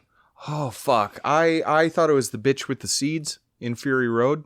That's what I thought at first too, but then I was like, wait a second. I didn't. No, her name is Auntie Entity. Oh shit! Yeah, well I fucked this up, but maybe it kind of works though. Okay. 50 Cent. 50 Cent? Yeah, couldn't you see it? Curtis Is Jackson. he dressed as a chick or is he just No, playing no, a dude? no. Or Well, just I don't know. gender swapped it or what? Yeah, I kind of gender swapped it, but now that I'm thinking, like, could he pull that off as a lady? I don't think he's got the acting chops because he can only play himself. All right, then we'll just go with gender swapping. But Okay. But 50. Auntie Entity. I picked Halsey. Love Halsey. Yeah. With that attitude. And I could see that. Yeah, she could run Bartertown. And then she could cover that song. Now that I know it's Tina Turner and not the bitch with the They seeds. could swap it out with any of Halsey's songs and it'd be much Pretty sure that wasn't her character name was Bitch with the Seeds from Fury Bitch with Road. the But Seeds. You got one for her? I want to see Whoopi Goldberg. Okay. Oh, yeah. Not a giant leap Yeah. from that already. But I can could see it. I can see her having that sass. Only Another, she's tired yeah, of all this shit strong, kind of thing. older black All right, lady. lastly. Oh, I didn't say mine yet. Oh, yeah. sorry. Auntie Entity. Auntie, I went with RuPaul. Oh, yeah. nice. Oh, Yep. damn. Yep. Well, and I mentioned earlier that I wanted that chick from Vamp, but Oh, yeah, Grace Jones. Yeah. Which it's like 50% RuPaul. It was Yeah. Grace Jones. all right, lastly, recast Dementis. Yeah. I gave it to Corey Taylor from Slipknot. I think he would have nailed it. Yeah, there you go. I really focused on the nose with Dementis, so I went with Adrian Brody. Okay. So, yeah. But he would be a much more intimidating Dementis. Corey Taylor or Adrian Brody than Chris Hemsworth. You think so? Yeah, I think he's, yeah. Who are you going to give it to? Well, besides you, Corey. Oh, you think I'm Dementis? And I hate Dementis? You look like him. I'm probably going to go with... What are you saying? Probably going to go with a beefed up Wayne Static. Oh, Static shit. X, maybe. Yeah. Or Rob Zombie, but probabie Wayne Static over... Rob Zombie's a Zombie little would- skinny. Well, Wayne Static's a robot now. What? Yeah, he is. He's Yeah, dead. the Static X is still touring. Yeah, they but turned him into a robot and just had like a robot up there pretending to sing. Yeah. He was weird. pretty burly. I mean, I seen him live. And Wayne that Static hair was- pretty yeah, yep. badass. Is his hair going to be straight up? Oh, yeah. Might as well. Oh, wow. Different take, but Because Rob Zombie kind of fits the Dementis I actually mold. like Rob Zombie better wearing that Ringmaster jacket. Yeah, we're talking tails. about Hellbilly Deluxe Rob Zombie, right? Like the cover album of. That'd be good too. Yeah. You got a Dementis? I'm going with Australia's own Paul Hogan. I don't know who that is. Crocodile Dundee. Crocodile Dundee. Big ass knife. He has the closest voice and accent to the character. Remember me? Maybe you might be right. You might be right. That's not a knife. It's the same voice. It's the same voice. You can hear that, right? Yeah. It is. Yeah, it is. Give you points there. Well, all right, guys. We Mad Maxed ourselves into the apocalypse of this show. Probably nobody will ever listen to this again after this. Nor should they. Coming up for movies, we have Quiet Place Day 1 comes out the 20-something of this month. What do you think about that? I'm not happy. So when I watched the second Quiet Place and they had that opening scene of like Jim Kranowski or whatever his name is, a helper from The Office, and I loved the opening scene of that, and I was like, please, why aren't they making Day 1? And I was like, dude, but I don't know, man. No Emily Blunt. Yeah, but it's got to just... It's got that. You don't want to see the entire city go to chaos. Didn't they have a just Day looks 1 like in the first it one? just looks like I Am Legend. It's like a first 20, 25 looks like minutes I of the Am film, Legend, yeah. kind of. I don't think it's going to be that good. What do you think about I Am Legend 2 coming out? I don't need that. Excited about that either. Will Smith trying to resurrect his career from the after post slap. Yeah. Ugh. Yeah, I don't Bad know. Boys 4 wouldn't have come out if that happened. Hadn't happened. I do know that John Krasinski always had 3 films in mind. Yeah. When he had this. So I mean, like, it's probably not going to But be we're too going far prequel off. again. This is going to be another crap fest like Furiosa. It's going to be Furiosa. It's just going to be nothing but world building How with dare one you. cool scene. I'm going to sit you down. What do you and think? make You watch think Quiet Place Day 1's going to be good? You saw the trailers. I saw the Furiosa first twice. 2. They were pretty good. I don't know if I want to sit quietly anymore.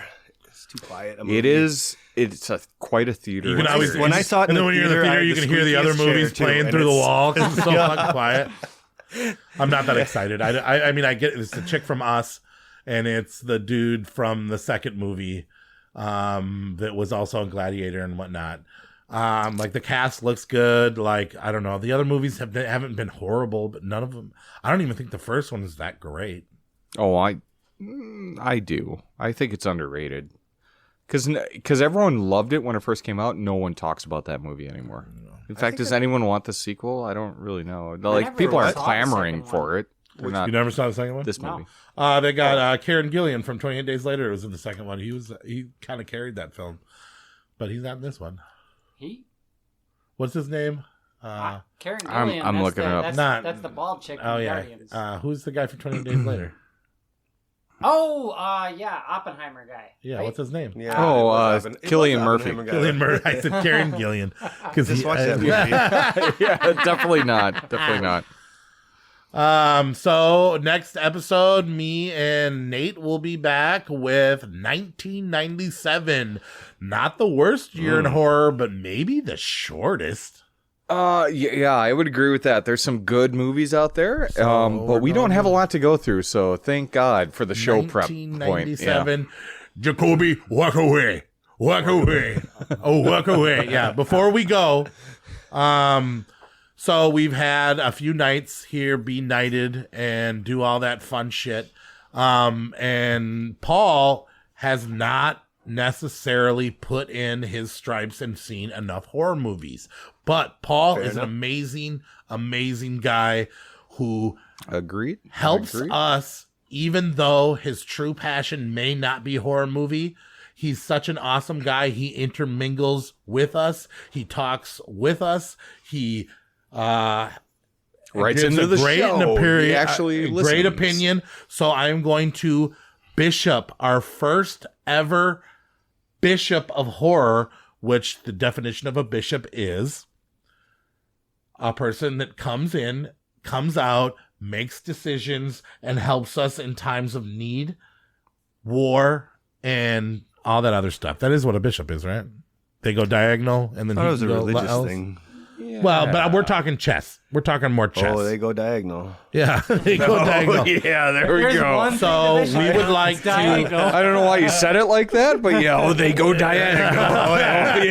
We go diagonal, baby. So we would like to add you to the Savage Horror Creeps family I'm honored. as the first ever bishop of a person that has maybe not seen as many horror movies, but has done enough for us to make you part of the family and part of the group.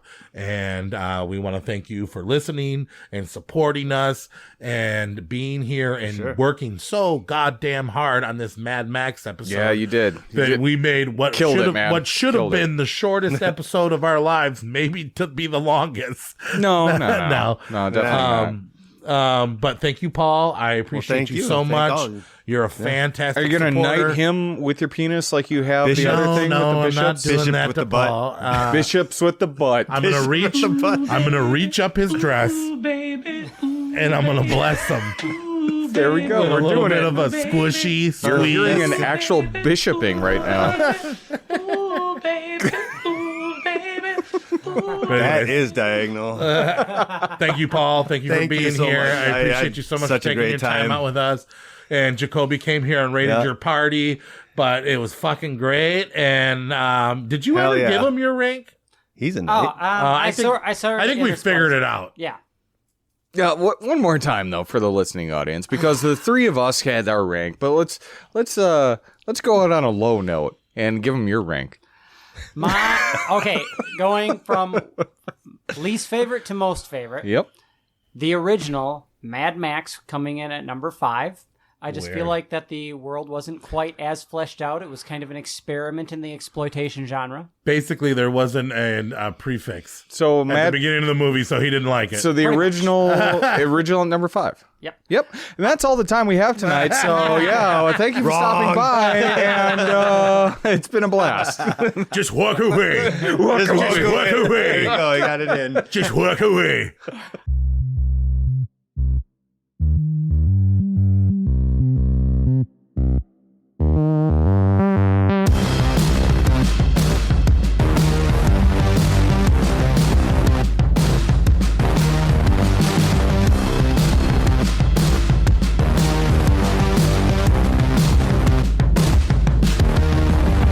Number 4, Beyond Thunderdome. I liked the world expansion, but it was not Mad Max enough for me. Okay. It missed the key components of it, or barely had them in it.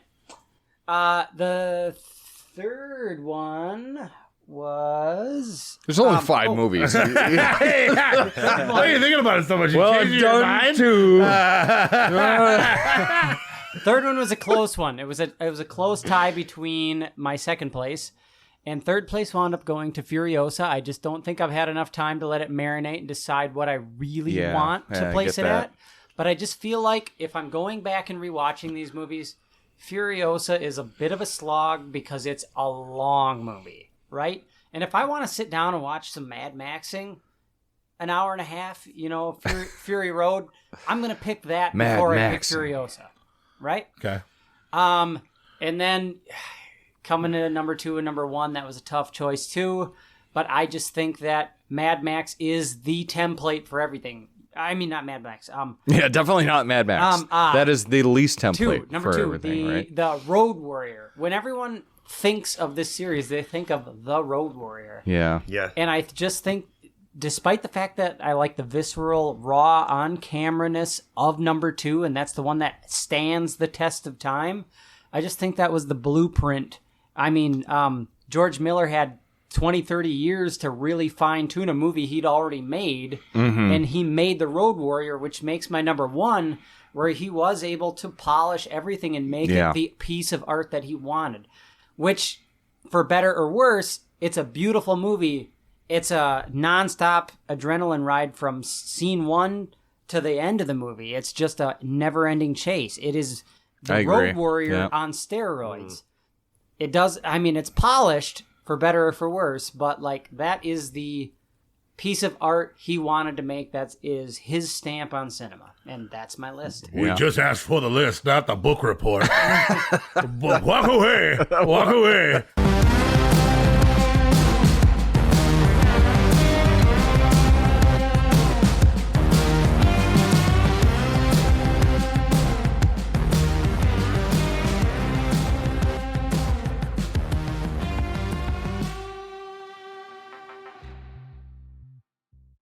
Hi, this is Knight Rokotansky.